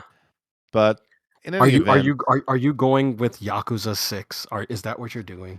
so I'm big enough to admit that I think Yakuza 6 is one of the weaker games Okay. um in the series, and I understand that those mid 2000s Rainbow Six games are very popular. Hmm. So I will go with Rainbow Six. Just a little bit of Yakuza 6. Yakuza 6 was supposedly going to be the last game with Kiryu as the main character, and it was the first game on the new bespoke engine for Ryogo Gotoku Studios. Okay. So the engine, like, and I played it on the PlayStation 4 Pro, and there was some slowdown. Like it's better if you play it on the PC, but Kiryu is one of my favorite characters. So to think play that game and that's the end of his story arc, I don't know. It just the game didn't do it for me. Gotcha. Okay. The next one is a matchup of games that they've had a lot of iterations, and I feel like in a way we're going through the motions. Mega Man 6 versus Tekken 6. Tekken. Tekken. Yeah, yeah. Mega Man I, 6 is horrible. I would agree. I think though I'm a Tekken 5 person, at the end of the day, no, Tekken 6 was decent. Yeah, Tekken 6. I even played Tekken 6 on the PSP. It wasn't bad. Of course, I PSP, play. man. I've never Yeah, played a fighting game on the PSP. That sounds like it makes your hands hurt. it might. And then we have Ease 6 Arc of Nepishtim versus Gran Turismo 6. I never played Ark, so you would have to tell me if it's good or not. I played a little bit. I think that came out on the PSP as well. I have that on the PSP, and I want to say it came out on the PlayStation 2. It didn't really like it's an ease game, but I feel like it was released. Like I actually remember Ease 7 being really impressive on the PSP. Yeah, E7 is where a lot of people started. Yeah, and then obviously you have the Ease Celceta game. Mhm. on the Vita, and I feel like that's when the series started picking up the steam that it's still running with today. I Yeah. didn't like Arc as much as those games, and I feel Gran Turismo was really, really comprehensive. Okay. A pain in the ass to install because it had so many different downloads and components and stuff like that. But I feel like Gran Turismo 6 was the better game of those two. Okay. We'll go with Did I that. ever tell you my Gran Turismo 6 story? No, I don't think you have. So I didn't. I was playing Gran Turismo 5 a lot, and I kind of skipped Gran Turismo 6 until way, way later. And I was driving home one night, and I got into a major road rage incident. This is kind of like a tri-state area thing. And someone cut me off. I did the punch honk. Do they have the punch honk in Florida? Probably. Where you punch the steering wheel and you hold that honk until, you Oh, know, yes. Yes, that's a thing yeah. here. It's Yes. kind of like, and then, lots of words exchange. Anyway, the driver threatened to kill me and followed me home.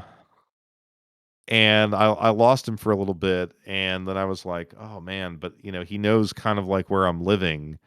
I can't go to sleep tonight because like this was kind of like a serious thing. So I had like a baseball bat next to me, and I'm like, I need to stay up all night. I'm going to play Gran Turismo 6.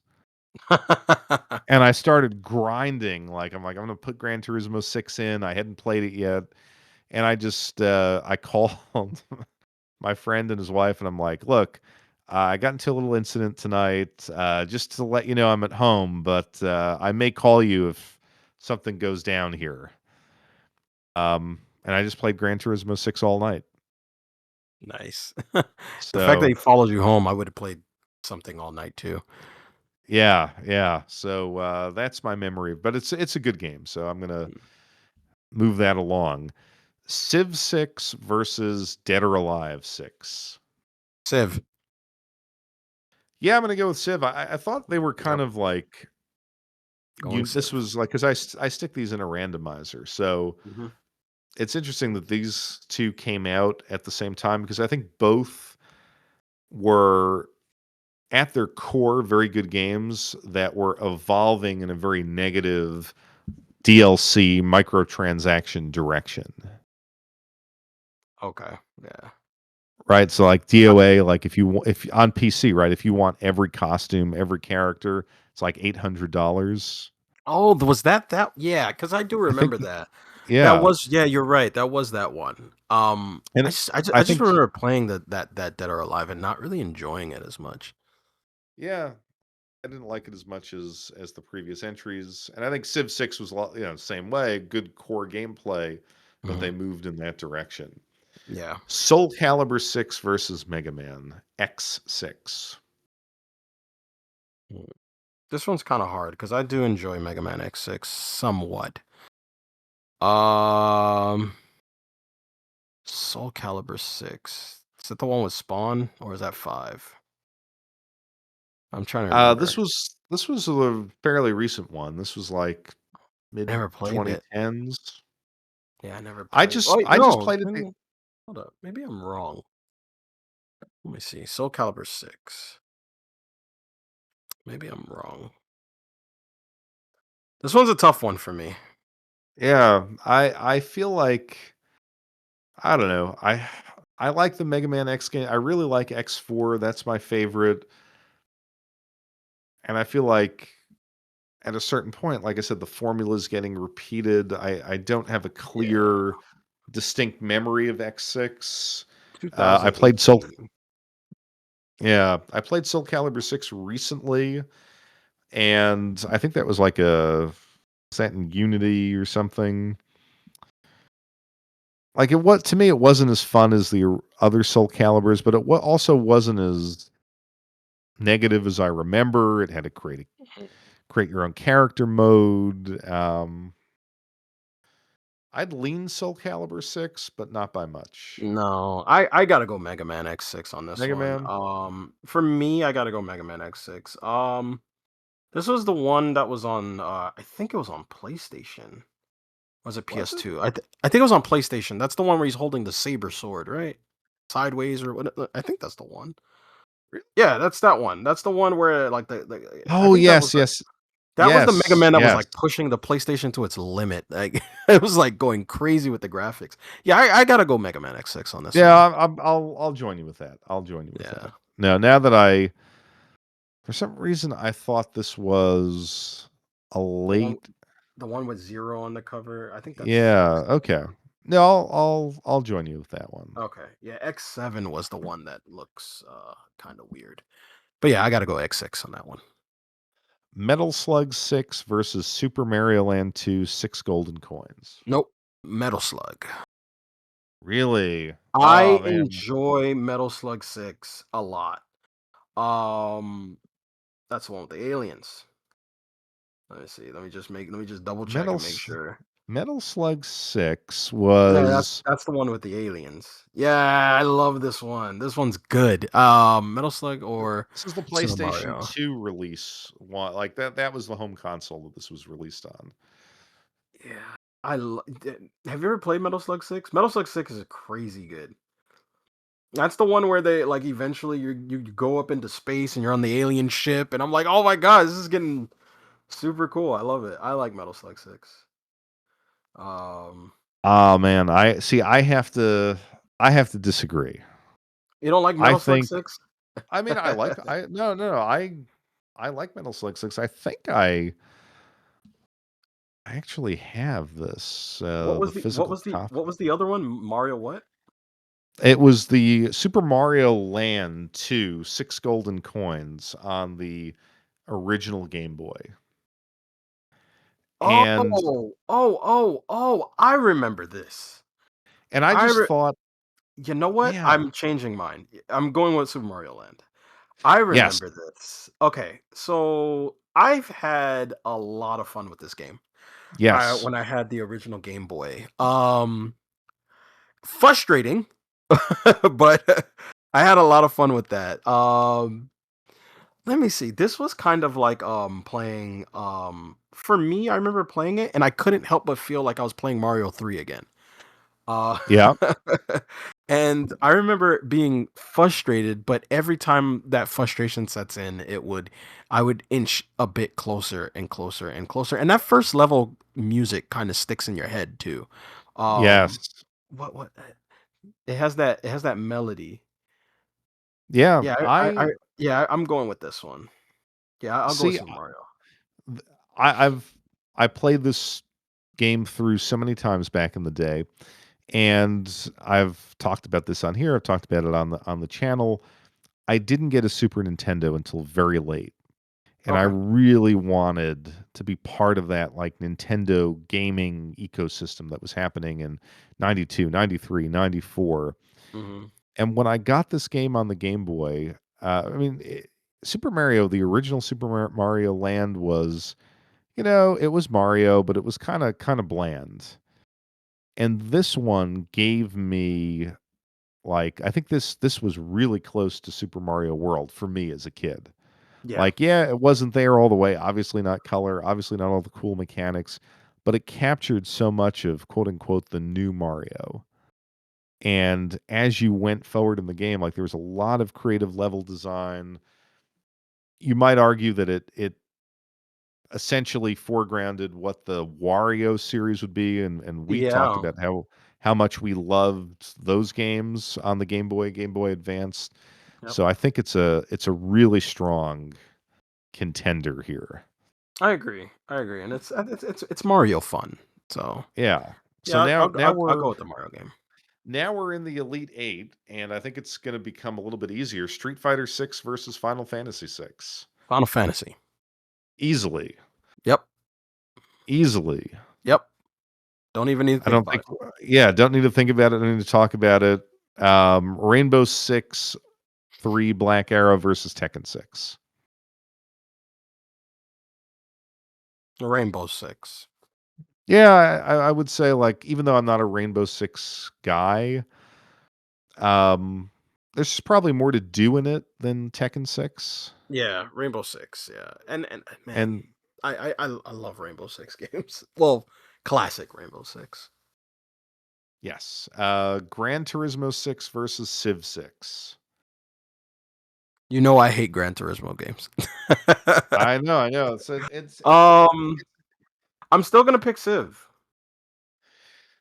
I probably would too because at the end of the day, the core gameplay is more addictive. Yeah, Even though I don't know why you don't like Gran Turismo. I feel like I wanna just have you play a I think I need to. classic Gran Turismo Yeah, for a I think I weekend. need to play Gran Turismo. I need to go out and buy a Gran Turismo game, and play it for a week and see how I feel. Yeah, now which one, because we talked about this last episode, which one did you stop at? 2. 2. On the PlayStation 1. I stopped at 2 because I got frustrated with all the licenses, and then The I just never licenses kinda suck. I will I admit just that. That's yeah. yeah, and I just never picked up another one after that. I was like, "I don't wanna keep doing these license tests. I don't wanna keep doing this." Do you like cars? Like, are you a car Yes, guy? Like, do you have I am a car guy. I actually used to do a lot of stupid things in my 20s. I used to street race a lot. I built my Oh, first car. okay. Yeah, I had a Honda Civic DX when I was growing up, and I built that car from the ground up. That was my first car, and ever since then I've just been into cars, but like like uh initial D, era of Yeah. cars. Those, Oh, man. I had, my first car was an Infiniti G20, which mm, was like the little, four-cylinder, quote, unquote, "sports sedan," but it was basically the Nissan Primera yeah, in Japan, and so it was like of that initial D era. yeah, Like, yeah. it looked okay. It wasn't super strong, but, if you modded it a little bit and you put in the Yeah, sound system, it was kinda cool. yeah. Um, I would definitely. I would definitely go back to playing a Gran Turismo game, but I remember the racing game that really, I guess, really took it for me, and I was like, "Wow, this game is amazing, and this is everything I wanted in a racing game." I think was Need for Speed Underground. I think once I okay. got my hands on that, I was like, "Yeah, this is exactly what I wanted in my racing games." Um, and then like a couple of years later, I tried out that what was it called? That Initial D arcade game. Have you ever played that? Yeah, that's It's a series. I wanna love it. I wanna love it it's because I hard. love Initial D. It's It's hard. really The drifting is just it's really brutal. hard. I you know what I think you should probably get? I think you'll enjoy it. There's a game on Switch. It's probably on Amazon right now. Look up a game called Initial Drift. I think you would like that. I think that's what it's called. Maybe I'm wrong. Initial Drift. I think that's what it's called on Amazon. It has a purple cover. I am not seeing that. That's not coming up for me in Amazon. No. Or inertial drift. Maybe that's it. Inertial Oh, drift. okay.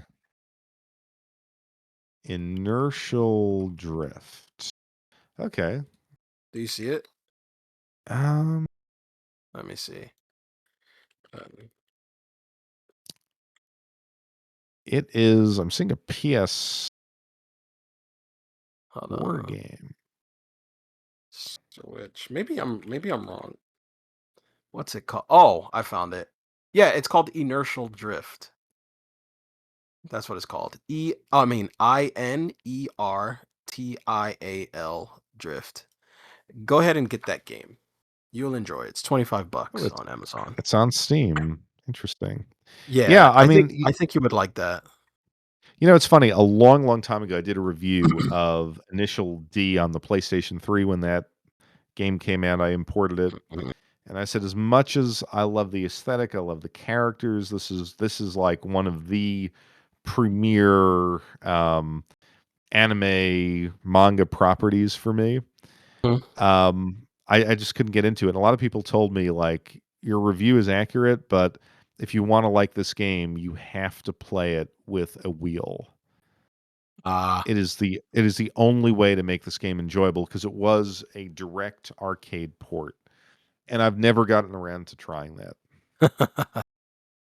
But for Gran Mm, Turismo, for you, I would say, like, there are a lot of people who love Gran Turismo 3. And okay. I would almost say from a driving mechanics standpoint, it's slightly better than Gran Turismo 4.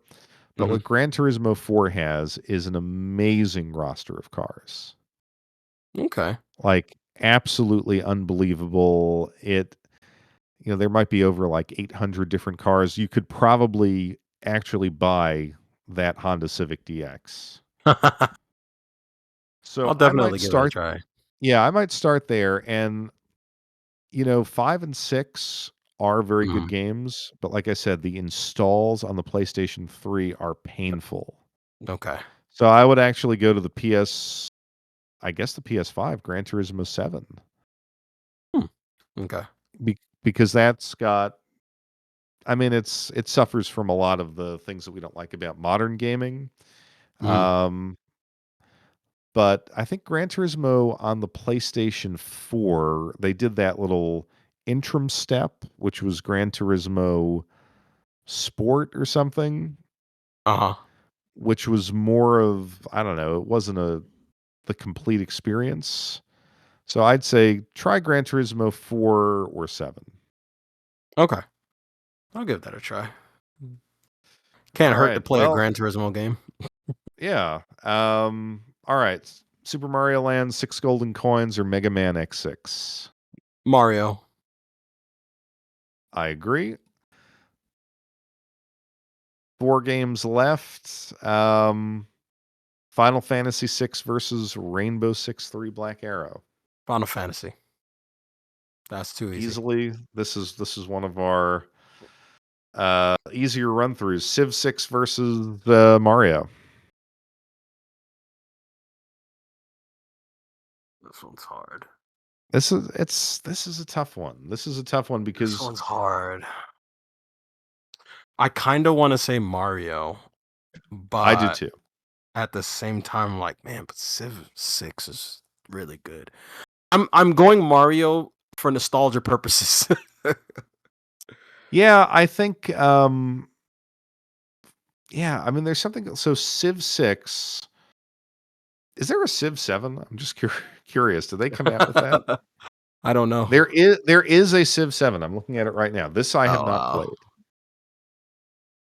The reviews look surprisingly negative. On a Civ Uh, game? yeah, The lots of oh my god, it prob on it prob Steam.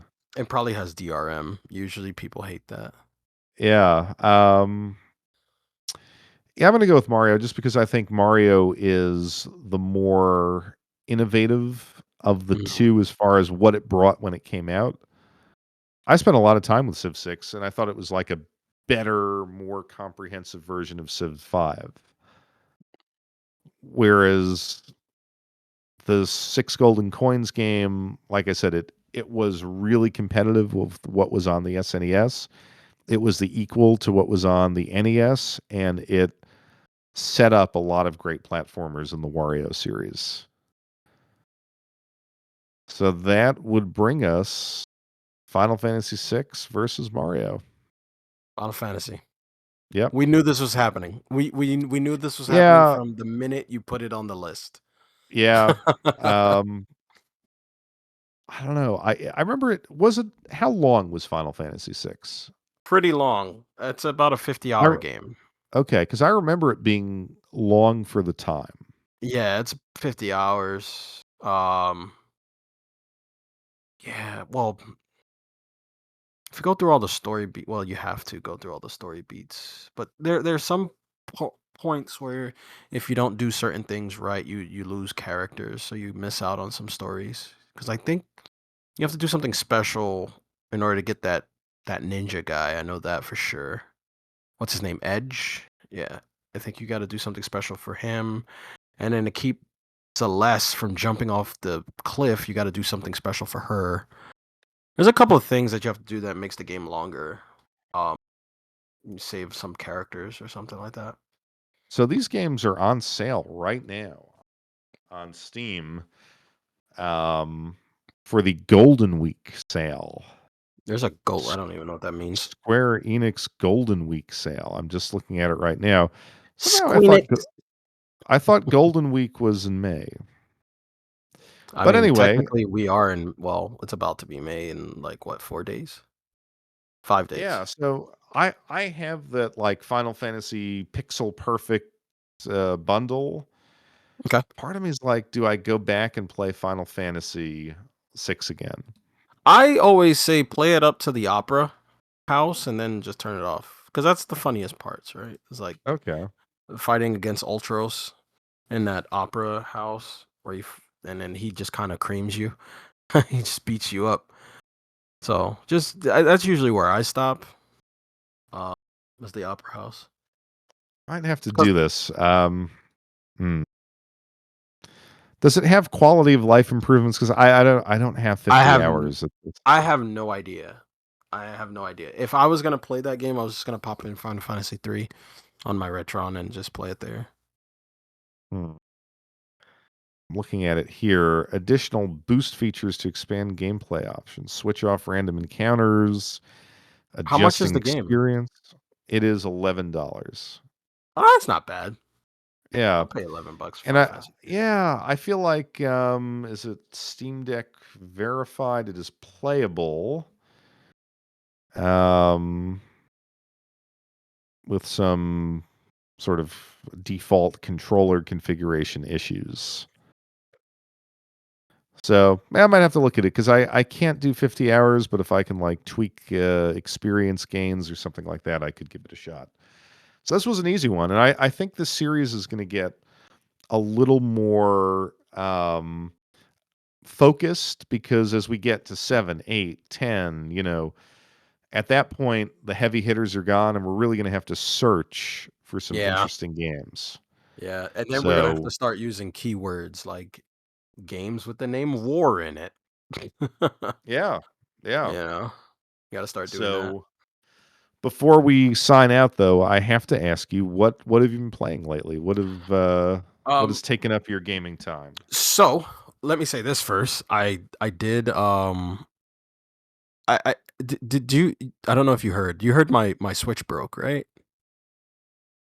Did I you hear did about that? not hear. I Okay. missed that on the Discord. All right, so my Switch, the screen fizzed out. I don't know what's going on, but well, no, Oh, I yeah, yeah, do. yeah. Yeah, Apparently, you did actually. Yeah. yeah, apparently my screen was tearing, and apparently this happens with OG Switches, and I had to pick between the Switch. I was going to do either the Switch OLED or I was going to do a Switch 2.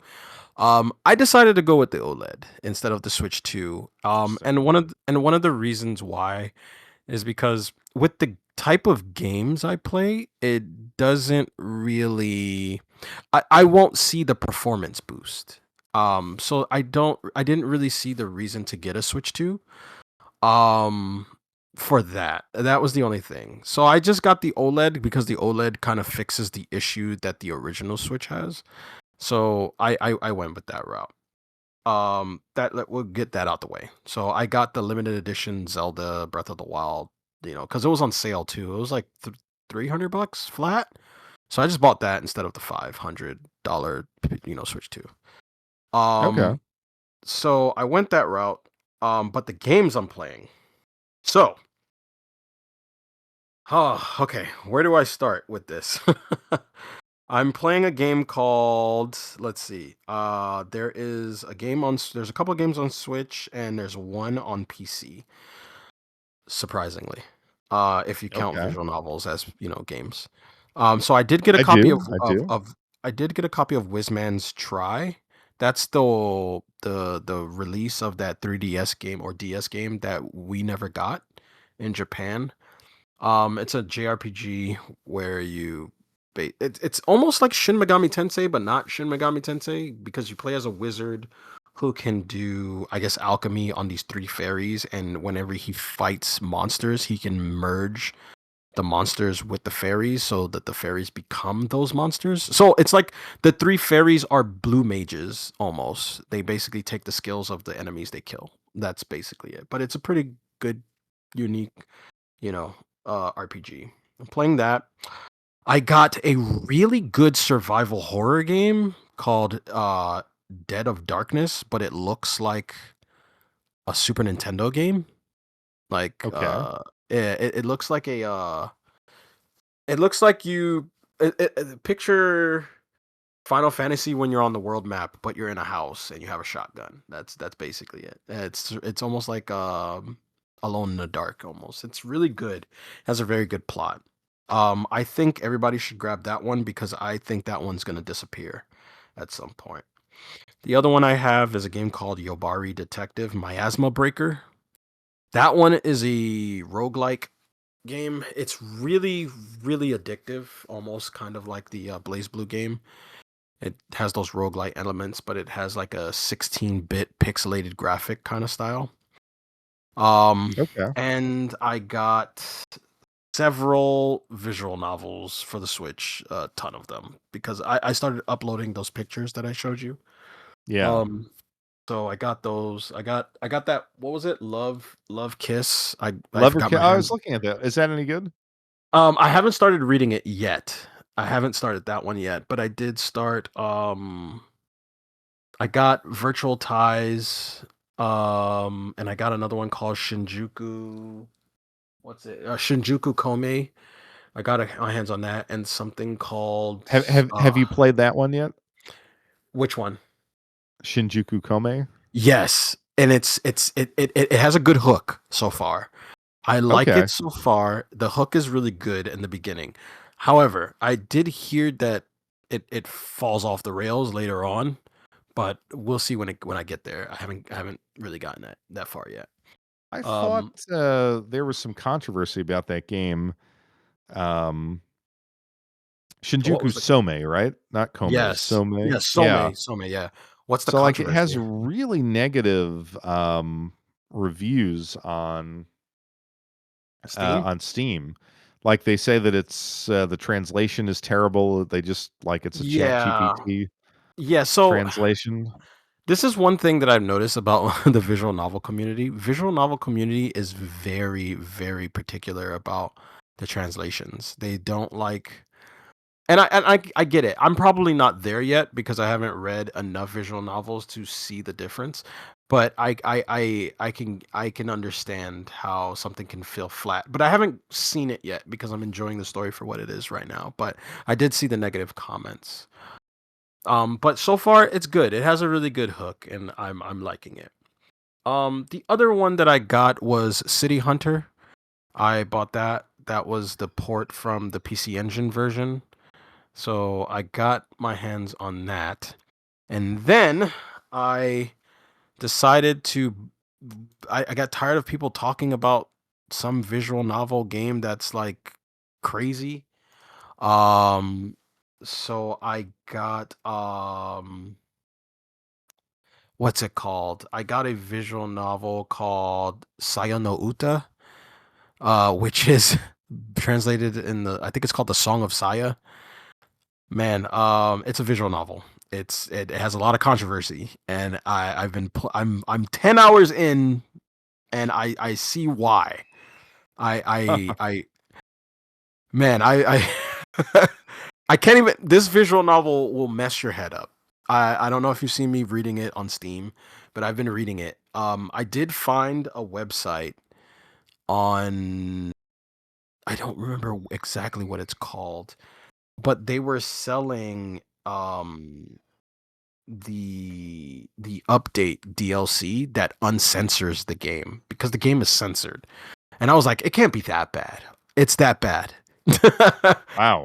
It's that bad. It's if you ever get a chance and you're like, hey, I'm gonna read Sayano Uto too, um, give it a read, but beware. If you want to look up, video takes of what it's about on YouTube, you can do that too. But I went in completely blind because I didn't want to know too much because people were just like, oh, Sayana Uta is this, Sayana Uta, and then and all these things. And I was like, all right, I'm gonna buy this and see what it's about. And it was like $11, so I bought it on Steam, and then bought the uncensored update on another website. I forgot what it's called, but I'll send it to you. And I started reading it from there, and Yeah, I'm traumatized now. You know, the tragedy of Steam, like, I've always said I like visual novels because they kinda put me to sleep. Yeah, You know, they're just kind of pleasant worlds to absorb yourself into, and then I get sleepy, but, you know, the Steam Deck, which you think would be the best platform for visual yeah. novels because, you know, you got the OLED screen and everything's on Steam. A lot of visual novels on Steam do not support the Steam Deck, That sucks. That sucks because that was the and I only reason don't why I know was looking why. it up. That's the only reason I was looking up the Steam Deck because I was like, "Oh, I can read more visual novels." But now that you told me that, it's like, what's the point now? But I would Not definitely saying say, all of them, I would but, definitely tell you this: Saya no Uta, it will not put you to sleep. okay. Yeah, I'm just if you ever read it, it won't put you to sleep. It'll just make you think more. Well, I think that's a good thing, but not what I want before bedtime. No, no, no, no. I don't even read it I at night anymore. yeah. Ah, that's an interesting mix you got going on there. Yeah, I did get some cool little mixes here. Oh wait, no, there was one more. Hold on. Let me stand up. I got I got this other visual novel called Chaos Head. That was the other one. Okay. Yeah, I haven't read that either. So. Oh, and I got my limited edition. I didn't read it. I didn't play it yet, but I got the limited edition for Hyper Devotion Noir. So I've completed my Neptunia set for the Oh, Switch. nice. I have them all now. I'm done. And that is awesome. Yeah. What about you, man? Yeah. What are you Well, playing? I have been, like I said, I've been kind of busy, but the game that I've spent probably the most time with is UFO 50. Oh, that's the Have you one heard of it? with the 50 games on it. The 50 games on it. Yeah. Yeah, I haven't played it, but I've heard of it. It's a very, very interesting game. So, a couple of thoughts on it. You may actually be a little too young to remember this, but when we got our first computer, it was 1990, and I recall that at that time, you know, you'd have the shareware stuff, Uh-huh. and uh, you know, somehow my father got a disc of a lot of games, like one of those old school, like really floppy discs, Mhm. and they would have simple games, and you could discover weren't 50, maybe there was 15, 20 of them. And so this game kind of reminded me of that aesthetic, like sitting down in front of an old PC, popping in, you know, these different games and just exploring something. So I think that's a strength. Another strength, and I think this is really, really clever on whoever developed this, and I think it was multiple developers. They took ideas from, I would say, like the 8-bit era, 8-bit Japanese computers, Famicom, stuff like that. They took gameplay concepts, but they program them a little bit differently so they don't work as you would expect. So maybe another, like a couple of examples. In one game, you kind of it was a platformer, but the controls were reversed. What do you mean like So left goes right and right goes left? yeah, so you'd have to like hit left to move right and jump right. That sounds Not horrible. yeah, yeah, not really great. There are a lot of Flappy Bird style games, so like a combination of Flappy Bird and Blaster Master, where you could kind of like get out of, you know, you're controlling the craft by rapidly pressing the A button as you go through a labyrinth, and you could kind of get out and do something. Um, a Fantasy Star type RPG where you're kind of like moving through the first person corridors, but when you get into an enemy encounter, it kind of works like Punch Out, which Hmm. I thought was clever. So each game, and I can't remember what they're called, or, you know, there's obviously 50 of them. You know, they're short, they're challenging, um, and they're doing things like a little bit differently than what you would expect from a control standpoint to really simulate, like, hey, this is another platform. Like they show you the computer when you load up the game. You know, they have this. fake company called UFO Soft, and you could kind of see the development of all these games That's from the cool. late '80s into the '90s, early '90s. Couple of standouts for me. They had a game that was like Windjammers with ninjas. I like So if you, Windjammers. That's a fun yeah, one. so that was fun. They had, I actually thought this sort of like first person RPG with punch out fighting mechanics was pretty good. But the game that kind of consumed me for a whole weekend was a game called Party Time. And the concept of the game is Wait a that minute. I think I know this one. I think I know this. Does it have 2 characters in it, and it has something to do with about a demon? no, no, no. Oh, This okay, okay. is so this is kind of like a 8-bit. I hesitate to say Hearthstone type game, but it is basically the concept is you're trying to throw the craziest best house party. And to do this, you need to invite 4 all-star guests. But the guests will only come if the party is suitably large. So you have different guest types, and they all have different buffs and synergies. Um, so, you're constantly, each turn, you invite someone in, and they have a different effect on the party. They could be kind of like wild guys who will cause the police to come if 3 or more of them are there. You have like hippie peacekeepers or dogs who will bring down the mood of the party so that the police don't come. And then you have all these guests with different buffs.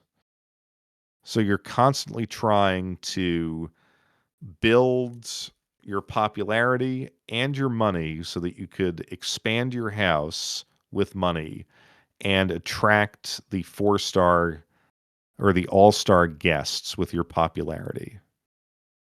That sounds like an addictive gameplay loop. Yes, it Yeah. is incredibly addictive, and I was just absorbed by it for one weekend. It's relatively short. There's maybe 5 scenarios, and you could once you figure out the different guest types, you could kind of play it, you could probably beat it in a night or Mm. 2 days.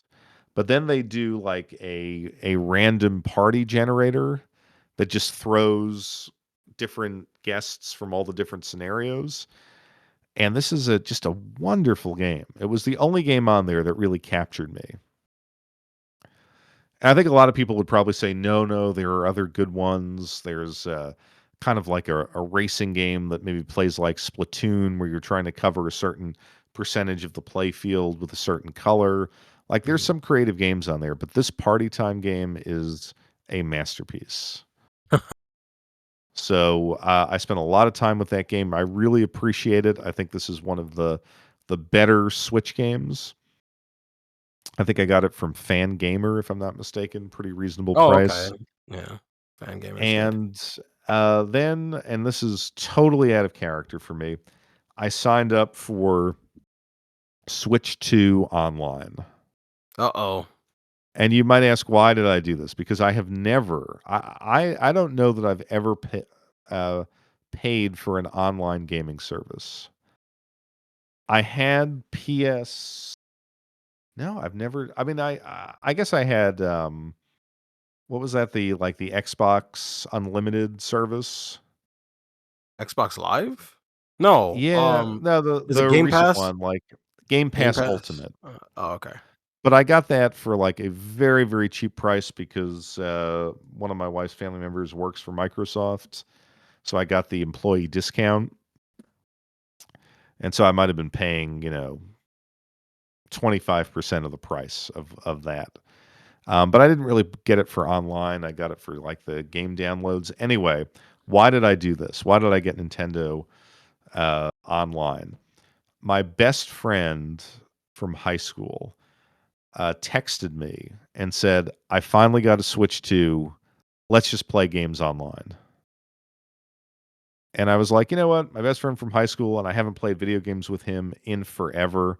I'll just get this and maybe we can hook up and Yeah, play. that sounds like a fun plan.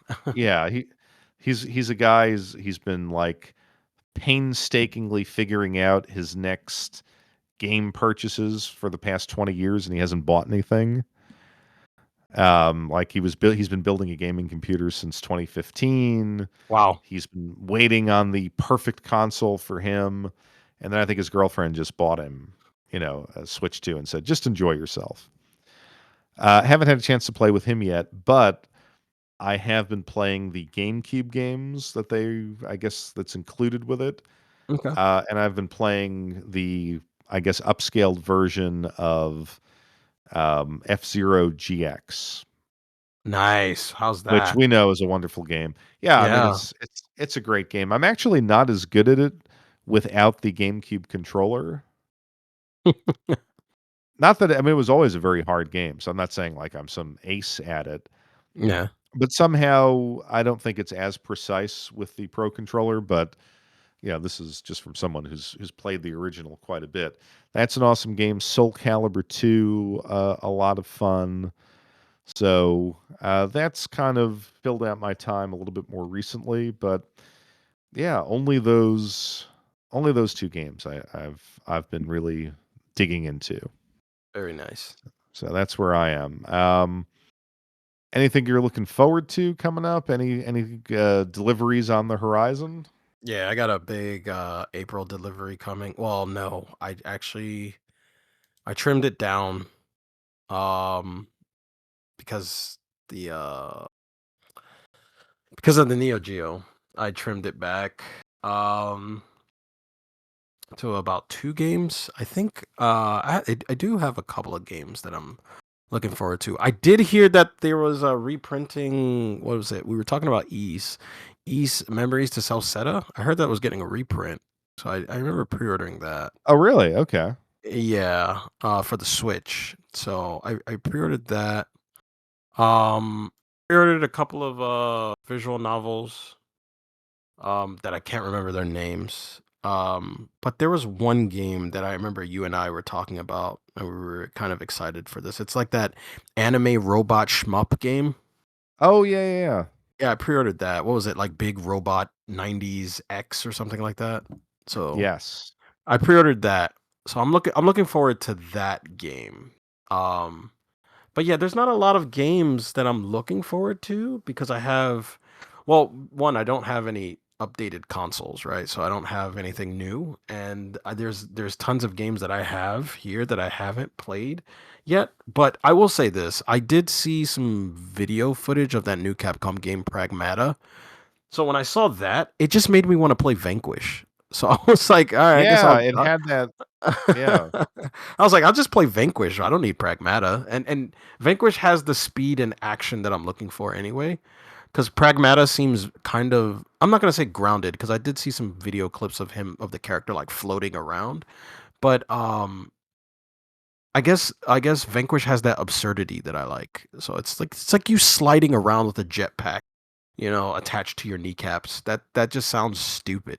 So I'm just gonna play that. Okay. What about Yeah, what about you?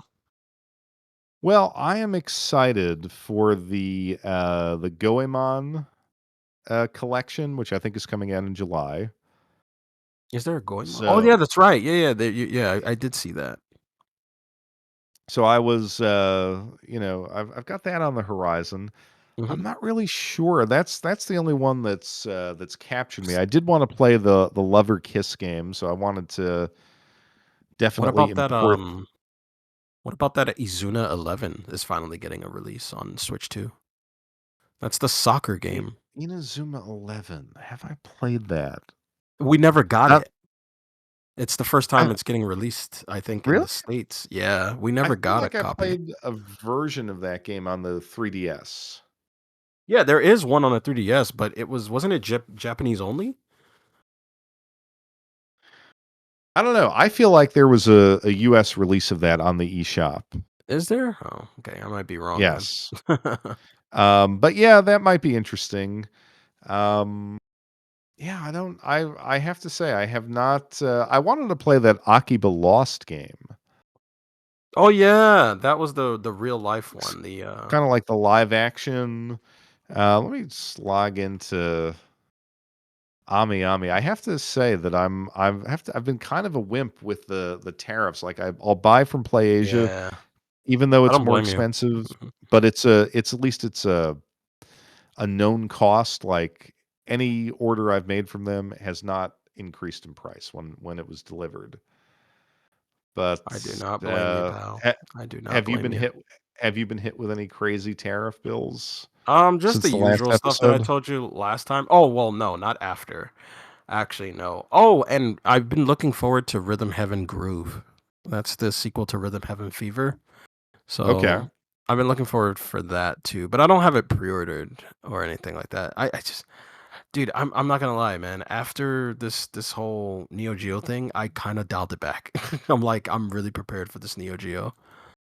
I canceled my pre-order for the new, what was it? Digimon game. I had that pre-order and I canceled it. I had like two other pre-orders that I don't remember, but yeah, I canceled it for for Neo Geo. See, I see the Neo Geo is exciting, but right, we got to wait till November. Yeah. And I think we've talked about like I'm very much a seasonal gamer. Like I need something to do over the summer. Dude, you have Like I plenty of it on your shelf. oh yeah, yeah. But what that has never stopped us. I know that's true. It's like me speaking into the void. Yeah, I mean if it's on my shelf, it's already here, Oh, I I do want to mention one thing before we wrap up. Did you see the message that I sent you of the two new games that Retrobit released that is getting a finally a print here? Did you see it? Please tell me you saw it. saw something that looked like Metro Siege, was that one of them? Scroll up a little higher. I sent it to you specifically. I didn't put it in the chat. I sent Oh, it to you. yes, yes, yes. I got to go to that. Please tell me you saw it. If you I did see it. I scroll can't a think of the little names, bit. but you did send me something. It was Oh, was it I said hurry up and check out the retro channel chat. That's what I yes, said to you. And then I took a picture of a game and it was Psycho Psycho Dream. Dream. Did you not go to the retro channel chat and see what I sent? Just tell Man, me I don't if you didn't, I'm gonna tell you. I have not. I have Okay. not. US is getting finally a copy of Psycho Dream. It's an open pre-order. You can pre-order it from now all the way up Oh, to like the end of May. yes. No, I did see this. And it comes Okay. with like it's a double feature if There you want to well say that. there's two games. Arcus The other Odyssey. game Yeah. is Arcus Odyssey. That's a very very expensive RPG on the Master System or Mega Drive. So, dude, I mean, and I Yeah, told you Psycho Dream is amazing. I love Psycho Dream. the link you gave me though was it's like a bundle of both of them. Right. That's if you want them both because you get it for $10 cheaper if you get the bundle. Because they're both $60. No, this Uh, did look attractive. Castlemania Games, yeah, I got it from Castlevania. Psycho Dream. I've never heard of this game. So Sides I've spoken about Psycho Dream on a previous episode. It was like episode 9. I got it from my friend's shop. It's that game about the kids being they're like constantly through this on this virtual world and they kind of have a relapse and they get sucked into the virtual world and then the government creates this agency where they send these two agents to go in and retrieve the souls that are stuck in the virtual world. So you have to like travel through like people. I guess they're nightmares and fight their nightmares. It's really really good. It's on the Super Famicom. This is the first time we're getting it in English. No, this is the first time it's being released in English on US consoles because it's wow. been locked in Japan for over what 1993 or 92. So that's 20 plus years. And we're getting it finally. Oh man, I'm gonna have to buy this. Yes, yes, you are. Yes, yes. Yeah. I No, I did see this. It's funny, like the Discord is so active with so many great things to collect and buy and so many links. Like I see it one day and then I'm like, oh, I'm gonna get to this. And I didn't. but it is coming up.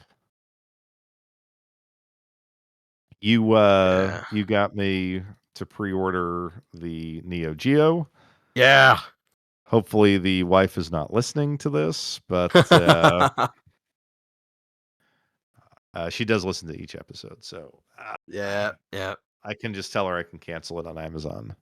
And they don't take the money out as soon as They you don't get it. take the money out. No, I actually looked at I just looked into my credit card